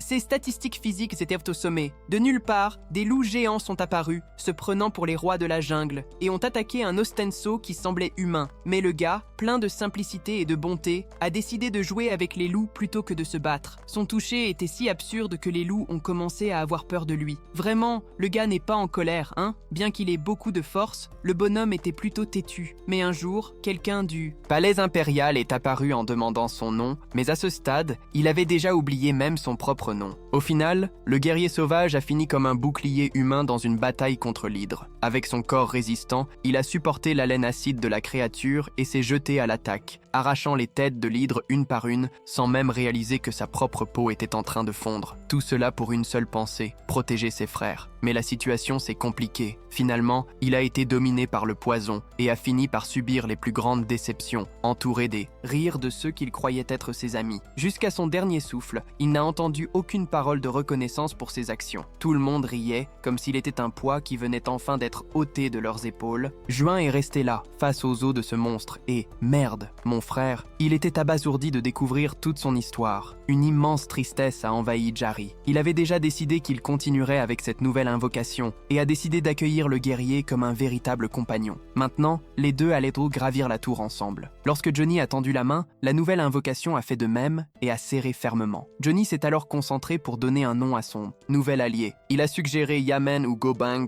et a encouragé le monstre à choisir. Au début, Gobang était un peu perdu, mais ensuite, lorsqu'on lui a de nouveau demandé, il a choisi, avec un sourire, Golang. Joril a demandé à Gobang de lui faire confiance, lui expliquant qu'il serait désormais responsable de lui. Gobang a déposé toute sa foi dans son invocateur. Alors, Joanung a tourné son regard vers Kozak et a affirmé qu'à partir de maintenant, les trois étaient des camarades et qu'ils allaient travailler ensemble. Kozak, qui n'était pas du tout content de l'idée, était en état de choc car Jwanung avait choisi un camarade aussi cher que Gobang. Après s'être remis, Kozak a respiré profondément et a décidé qu'il accepterait la situation. Il était déterminé à transformer Gobang en quelqu'un de vrai, malgré ses doutes. Renforcé par les paroles de Kozak, Jaryung a commencé à l'encourager. Kozak a alors donné un léger coup de pied à la jambe de Gobang et a exigé qu'il dise quelque chose. Avec une expression confuse, Gobang a simplement hoché la tête et c'était déjà suffisant pour que Kozak le gronde. « Ne fais pas semblant d'imiter mes réactions, espèce de monstre bizarre !» Guimau ne pouvait pas croire la situation. Un bêta est timide en plus. T'es fou. Et en plus un tueur avec des problèmes et un bouclier de chair un peu abîmé. Maintenant, c'étaient les camarades qui avançaient ensemble. Quand on regarde de près, on dirait qu'ils étaient en train de créer une recette parfaite pour un désastre complet. Bientôt, les trois furent vus avançant vers le 16e étage, plein d'attentes. Jwang Hyun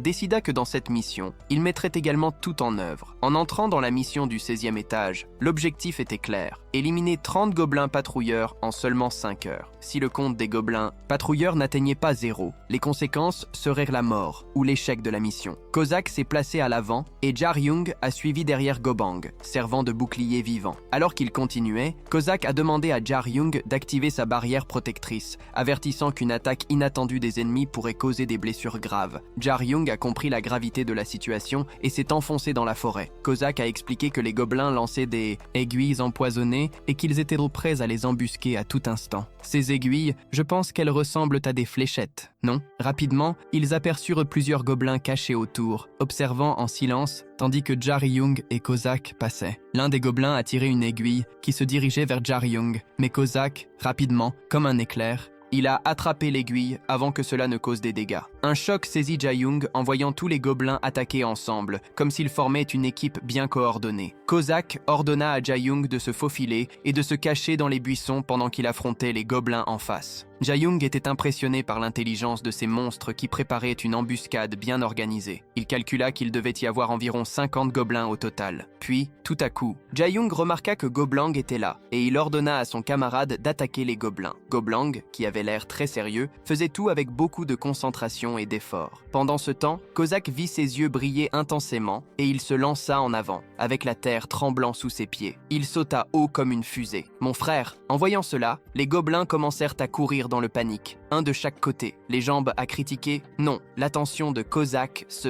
tourna rapidement vers l'eau. Bang! Mais ce qu'il ne s'attendait pas, c'était le poids de l'impact que Gobelin fit en s'écrasant sur les gobelins. Le coup était si fort que même Kozak fut projeté. Mon frère, cela laissa Jaryung comme un poisson tombé, avec la puissance folle de Gobank. Mon Dieu, ce gaz est vraiment fort, hein? Les gobelins attaquèrent Gobank en lançant des aiguilles empoisonnées, mais ils ne parvinrent même pas à l'effleurer. Avec ce bouclier de chair, tu devrais voir, c'était vraiment puissant. Obéissant aux ordres d'Ayung, Gobank commença à massacrer les gobelins sans hésitation et sans la moindre pitié dans ses yeux. Ce que Jaryung vit concernant les compétences de Gobank était tout simplement choquant. Mon frère, le fou s'en sortait si bien qu'il se demanda comment il pouvait avoir un rang si bas, genre juste R, tu vois? À ses yeux, Gobank méritait au moins un S, voire un SS. Mais il se rendit vite compte que la faible classification était due au fait que Gobank n'était pas très intelligent, tu comprends? Le focus de ce gars était la force. Dans la scène suivante, après que le désordre ait été nettoyé, là se trouvait Gobank tenant une énorme poignée de poulet, ayant l'air d'être la créature la plus heureuse du monde. Et lui, ne sachant pas vraiment parler, appelait cela « cuisine » à plusieurs reprises, offrant un spectacle de satisfaction avec chaque bouchée. La façon dont le gars parlait était tellement drôle que même Juin et Kozak ne pouvaient s'empêcher de rire. Mon frère Kozak, voyant la scène, a rapidement dit à Gobank de se lâcher. Mais bien sûr, comme tout bon frère qui se soucie, il a décidé de lui donner une légère tape sur la tête tout en corrigeant sa prononciation, lui demandant de manger lentement, morceau par morceau. Après le poulet, Kozak n'a pas pu croire à quel point le plat était épicé. Mon frère, le gars, n'aime pas le piment. Comme la banque s'en moquant, il a lâché qu'il était hilarant de voir un tueur comme Kozak effrayé par un peu de piment, hein? Dans l'assiette, on aurait dit un complet imbécile, non? Alors qu'il observait la dispute bizarre entre les deux,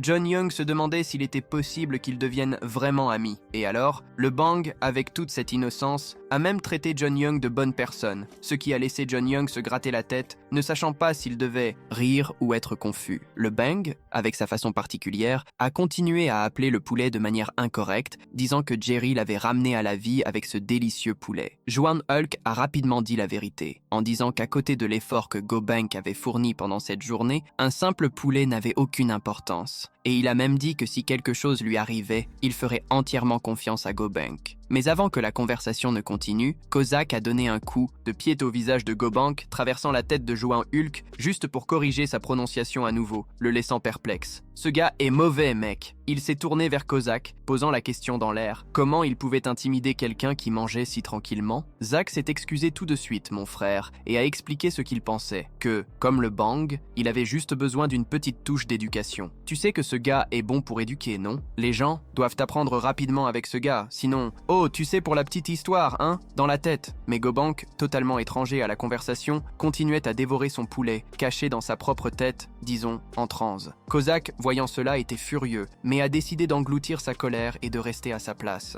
Alors, le lendemain, les trois sont montés au 10e. 7e étage de la tour noire de Corée, éclatant comme s'il était déjà au niveau 17. Il se sentait puissant à ce moment-là. C'était comme si une énergie folle vibrillonnait en lui et son cœur était à 1000 à l'heure. Avec une détermination renouvelée, il pensa qu'il allait se jeter en première ligne avec Kozak GoBank. Alors qu'ils avancèrent vers les monstres, Kozak exprima sa plainte que les gens avaient tendance à devenir arrogants avant même d'atteindre le niveau 20. Kozak jurait que Jaryong ne deviendrait pas ainsi, tu sais? Ça arrive. Tout comme Bang, jouant son rôle aux côtés de Kozak, demandant à Jaryong de rester calme avec eux. Mais Kozak et GoBank mirent rapidement un terme aux illusions de Jaryong. Ensuite, la mission du 17e étage est apparue. Honnêtement, ils devaient battre la modique somme de 30 guerriers gobelins. Ce n'est qu'alors que les guerriers gobelins apparurent et Jaryong pensa qu'il devenait fou. Comment ça? Il avait déjà vu ces gars dans une vidéo auparavant, mais en live, c'était une autre histoire, mon ami. Il savait que ces 30 gobelins avaient la même force que la modique somme de 90 humains et étaient des stratèges de premier ordre, c'est sûr. Avant d'entrer, ce gars avait bien étudié le guide, qui recommandait de reculer vers la zone sûre lorsque les gobelins surgissaient et d'attendre un moment avant de passer à l'attaque. À ce moment-là, les gobelins s'éparpilleraient en 3 rangées. Alors, il commença à réfléchir calmement. En plongeant dans ses pensées, il se rappela une stratégie. Il devait attirer 3 à la fois et les éliminer. Une tactique qui, bien que bonne, prenait du temps. Après cette réflexion, il appela GoBank, qui sourit rapidement avec confiance. Jaryong pointa en avant et ordonna à GoBank d'avancer. Dès que notre garçon entendit la voix, GoBank rugit comme une bête sauvage et commença à libérer tout son pouvoir. Jaryong ressentit une totale confiance que, avec GoBank à ses côtés, ils allaient tout déchirer au 20e étage. Sourire aux lèvres, Jaryong donna son prochain ordre. GoBank, détruis tous ces insectes. Alors qu'il donnait cette mission sérieuse, il commença à penser à la façon dont GoBank pourrait se montrer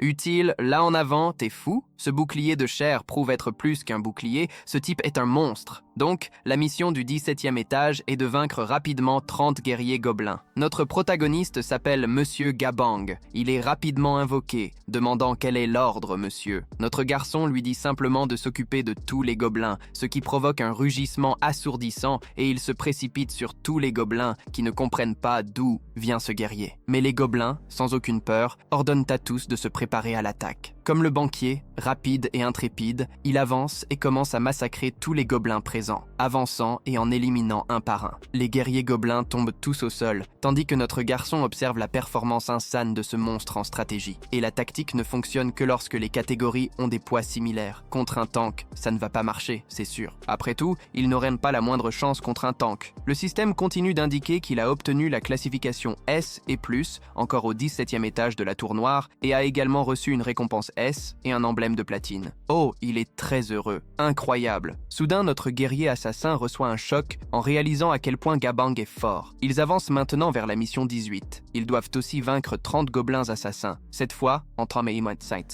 dans la zone, ils ressentent une pression totalement différente de la précédente. Mais malgré cela, notre protagoniste ordonne à Gabang de s'élancer et de tuer tous les gobelins. Contrairement aux fois précédentes, ces gobelins ne sont pas des gobelins guerriers, mais des gobelins assassins, comme déjà mentionné. Autrement dit, ces gobelins sont rapides et se cachent. Étonnamment, ce sont des monstres qui utilisent des compétences furtives. Gabang embrasse tous les gobelins, mais réalise rapidement qu'il n'a attrapé aucun d'eux. Il regarde d'un côté à l'autre et se demande où sont passés les gobelins qu'il avait attrapés. Notre garçon ne comprend rien non plus. Soudain, il sent qu'ils sont encore à proximité. Il essaye d'attraper mais ne prend personne. Il commence à crier et à se mettre en colère. Les appelant à se montrer, les assassins sont vraiment des lâches. Il commence à crier et pousse un cri qui fait trembler toute la forêt. Un jeune assassin commence à rire, disant que c'est une terrible souffrance. C'était la stratégie de ce bâtard ignorant de Gobank. Jusqu'ici, non. Maintenant, peut-être qu'il est temps pour lui de purifier les yeux de notre garçon élégamment. Alors il active les pas de l'ombre, pensant que ces gobelins utilisant la furtivité ne sont rien comparé à sa propre furtivité. Il commence à localiser tous les gobelins et à les tuer un à un. Il passe de 6 à 7, de 8 à 9 et atteint même 10 extrêmement rapidement. Waouh, Korzak est vraiment bon, hein? Notre garçon réalise que Korzak a réellement mordu à l'hameçon. Tout cela faisait partie de son plan. En tuant les gobelins, il passe près de Gobank et lui donne un coup de pied à la tête. Zack commençait à s'inquiéter parce que son temps d'écran avait diminué, grâce à, disons, à la banque d'autrefois. Et maintenant, notre garçon a réussi à éveiller son esprit compétitif. Pendant que les deux travaillent, notre garçon pense qu'ils vont tous les deux travailler dur et obtenir ses insignes pour lui.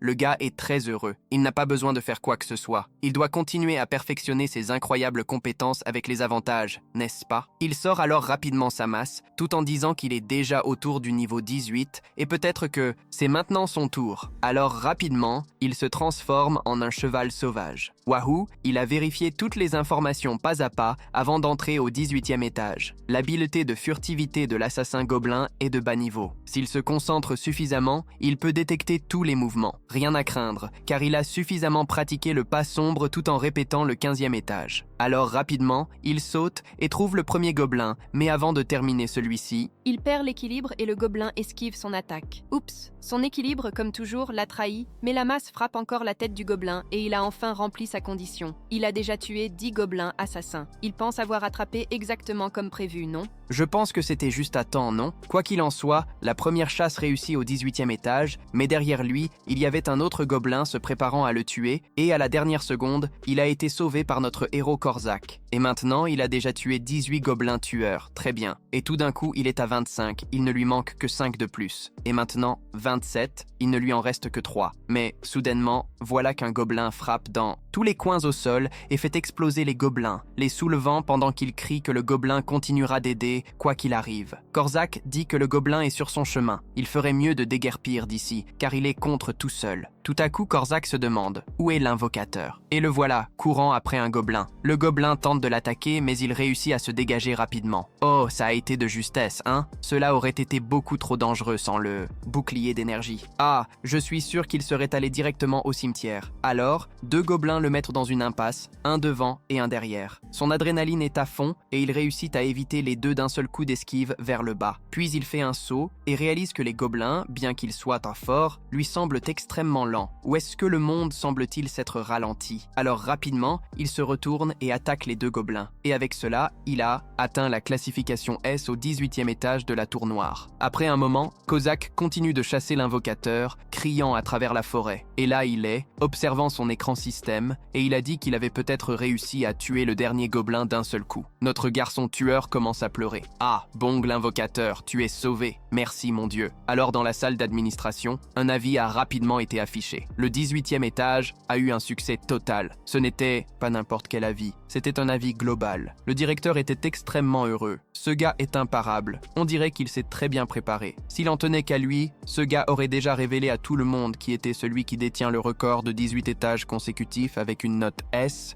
Encore une fois en Corée, c'est cette personne là-bas. Mais malheureusement, ce gars ne peut pas faire ça, ni le dire, même par plaisanterie, parce que c'est trop dangereux. Si son identité est révélée maintenant, n'est-ce pas? Il le sait aussi. Tout ce qu'il veut dire, c'est qu'il est fier de lui, n'est-ce pas? Maintenant, Bongju et Hu sont des joueurs de haut niveau qui doivent être traités avec plus de soin que l'équipe d'élite. Un nouveau vent souffle sur la scène d'escalade de la tour, noire de Corée. Après une impressionnante pause de 20 jours, 18 étages consécutifs ont été conquis avec un grade S par un joueur mystérieux. C'est vraiment un record sans précédent. L'histoire de l'escalade des tours est en train d'être réécrite. On estime que le joueur mystérieux est actuellement au niveau 14. Ils savent à peine qu'il est presque au 20, n'est-ce pas? Non, tous les journaux parlent de la même chose. Pas seulement les joueurs, mais toute la nation est intéressé par l'identité du joueur. Mais qui est ce garçon? Mais pas très loin de là, voici Kozak, en sueur, regardant toutes les nouvelles. Pendant que notre garçon réalise que Kozak ne fait que soupirer, il lui demande s'il a quelque chose à lui dire. Et Kozak dit oui, très vite. Mais est-ce vrai? Lui, en sueur froide, demande si la vitesse à laquelle il réalise son talent est rapide, n'est-ce pas? Alors il fait « Quoi? Comment ça? Mon talent? Certainement pas, je ne... » Et il dit à Kozak d'arrêter de le flatter, d'arrêter de plaisanter. Mais Kozak pense que ce n'est pas une blague, et se souvient que le marcheur des ombres, que l'invocateur a montré auparavant, était un mouvement parfait. Même lui aurait des difficultés à le copier, rendant la situation encore plus dangereuse. Mais Kozak lui dit qu'il ne rigole pas, c'est vraiment vrai. Il découvrira progressivement la division du combat et il pourrait vraiment gagner en confiance. Le danger augmente proportionnellement avec cela. Être courageux est dangereux et il lui a promis depuis le début, n'est-ce pas? La sécurité avant tout, l'autopréservation. Tout ce qu'il demande, c'est cela. Il met une main sur l'épaule de notre garçon, tandis que le garçon dit que bien sûr, il ne fera jamais rien de dangereux. Il a juste pris, et Kozak, en sueur, dit encore que ça va, mais notre garçon a un mauvais pressentiment. Notre invocateur a l'impression qu'il va causer des problèmes un jour, car ce gars a du talent, bon sang. Il commence à se gratter la tête et à pleurer en pensant à cela. Kozaki est en panique. Si les choses continuent ainsi, notre invocateur va définitivement se retrouver dans de beaux draps. Peut-être qu'il pourrait avoir un accident alors qu'il est presque en train de pleurer. Gobank est là, regardant l'assassin, curieusement presque en train de pleurer. Quel pathétique. Mais ensuite, Kozark donne un coup de pied bien au milieu du visage de Gobank et crie qu'il va le faire bouillir dans une casserole vivante s'il ne ferme pas cette bouche. Le coup de pied était si fort qu'avec l'impact, il a été projeté loin, frappant la tête contre le réfrigérateur et même en ouvrant tout, faisant tomber plusieurs légumes et viandes. Bon sang, ces gars ont même cassé le réfrigérateur de notre pauvre protagoniste. Alors, rapidement, il active son pouvoir d'invocation et demande à tous de s'arrêter et de revenir immédiatement, avant qu'ils ne détruisent toute la maison. Et regardez, malheureusement, même le précieux qu'il avait rempli est complètement par terre. Bon sang, c'était sa mère qui avait préparé ce plat. Et donc, puisqu'il a mis fin au désordre dans sa maison, il pense qu'il va éclaircir ses idées demain et qu'il devrait peut-être rendre visite à ses parents, non? Cela fait un bon moment qu'il n'y est pas allé. Donc, le lendemain matin, il monte les escaliers. Il ouvre la porte en disant que son fils est là, mais ne voit personne dans le salon et continue à parler. « Salut, salut, salut, salut. Ju, tu es là ?» Ensuite, il entre dans la maison et va dans la chambre, où se trouvent la mère et le père. Le père, pauvre, tout abîmé dans le lit, mais il parvient encore à grogner. Après tout, ce garçon va rarement chez ses parents et il n'habite pas loin. Ma mère réprimande le père. « Il vaut mieux que tu arrêtes de dire ces choses, parce que si le gamin ne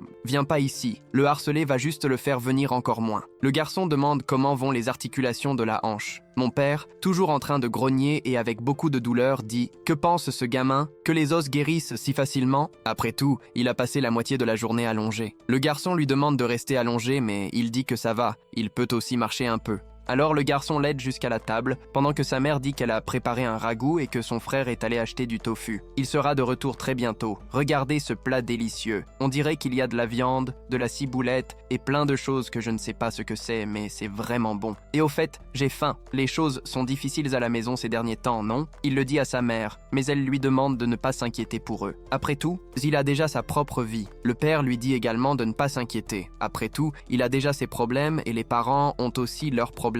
Donc ça ne sert à rien. Et surtout, pas question d'envoyer de l'argent, d'accord? Et il continue de penser. Devrais-je tester les os? Alors il dit tout bas, imagine si je me réveillais à 1h comme celle-ci. Soudain, il voit la nourriture du père. Le père frappe la table pendant qu'il pense qu'il aurait dû être plus subtil. Le père commence à rire. Toi, pas moyen, mon fils, un gars qui me ressemble tant. Eh bien, ce gars est du genre à appeler sa femme même pour écraser des cafards. Imagine un gars qui lui ressemble entrant dans une tour. Aucune chance. Même le frère se moque. C'est la blague la plus drôle qu'il ait jamais inventée de sa vie. Mais la mère ne rit pas. Non, pas du tout. Elle dit à personne de se vanter de ses exploits ou non-exploits. La mère demande si le garçon ne va pas travailler aujourd'hui. Mais il commence à transpirer et dit « Oui, aujourd'hui je suis en congé, mais on sait qu'il a démissionné il y a quelque temps. » La mère, reconnaissant le visage de son fils, remarque qu'il ment et elle le pince pendant qu'il commence à bégayer. « Ah, comment ça, me mentir? Je ne mens pas, non ?» La mère continue en disant qu'elle a totalement confiance en son fils et qu'il peut être franc avec elle. Tout ce qu'elle demande à ce garçon, c'est de ne pas utiliser les ressources. Des prêteurs sur gage. Bon sang, je pense qu'elle a donné ce conseil trop tard, non, mon frère? Si elle savait dans quel pétrin ce gaz était. Notre garçon commence même à tousser et regarde ce qui lui revient en mémoire. La scène des prêteurs sur gage avec des nœuds sur la tête. Ce gars avait presque tout oublié. Mais alors, rapidement, il décide de changer de sujet et demande ce qui est arrivé au travail de maman.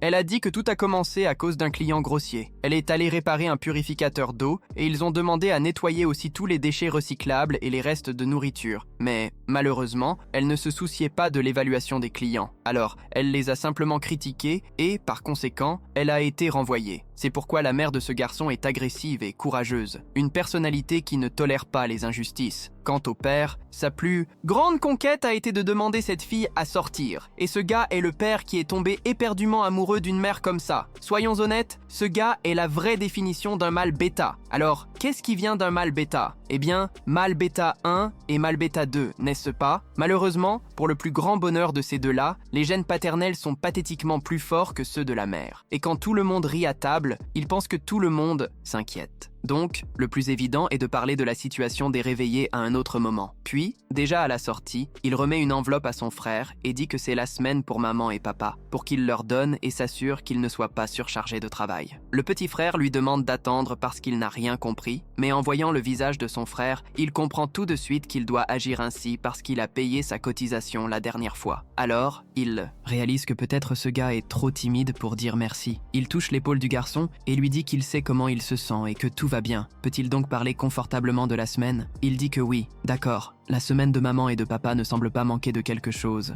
Après ça, il demande de l'argent de poche pour lui, n'est-ce pas? Il est le petit frère, d'accord. Alors il envoie plus d'argent au garçon et lui dit de ne pas dépenser pour des choses futiles. Il a envoyé peu, l'argent est bon, juste la bagatelle de 500 000 pièces coréennes, ou 500 000. Donc, un moment plus tard, dans le département de gestion des réveillés de Ranadong-se, notre garçon observe ce gigantesque bâtiment. Il allait rentrer chez lui, mais il y est allé sur un coup de tête après avoir vu la situation de sa famille. L'idée de le faire a fortement poussé dans son cœur. Il se souvint qu'un des agents avait dit que, quand il voulait visiter le magasin de joueurs, il valait mieux qu'il prévienne à l'avance. Il a déjà l'anneau, la barrière d'énergie, mais hélas, les monstres sont aussi devenus très forts à mesure qu'ils montent les étages. Et il vaudrait donc mieux acheter un bouclier aussi, mais ce bouclier est très cher. La modique somme de 100 millions. Mon Dieu, quelle arnaque! Il gagne beaucoup d'argent, mais il dépense avec la même intensité. Il remercie pour le temps de la vendeuse et dit que c'est beaucoup pour lui. Ça alors, c'est cher. Est-ce parce qu'ils ont mis une employée femme et qu'il ne sait pas parler correctement? Mais il semble que cet endroit soit bondé. La dernière fois, il n'y avait personne. La femme lui recommande gentiment un bouclier moins cher, un bouclier rond à main, fabriqué avec un alliage d'adamantium. Celui-ci est tonique, petit et léger. Bien que pas cher, il a une fonction de réparation élevée. Il semble que ce bouclier soit très bon, fait de bons matériaux et a en plus une forte capacité de réparation et est encore bon marché. Parfait. Il prend le bouclier, l'essaie et le trouve très bon. Cela va si bien avec lui qu'il pourrait dire que l'ensemble vient déjà avec la masse. Ça lui plaît. Alors, combien ça coûte? Ah, ça c'est pas cher. Elle lui dit que c'est environ 40 millions et qu'elle peut aussi l'aider avec le paiement, en plusieurs fois. Je ne sais pas, d'accord. Il finalise son achat, passe la main sur le scanner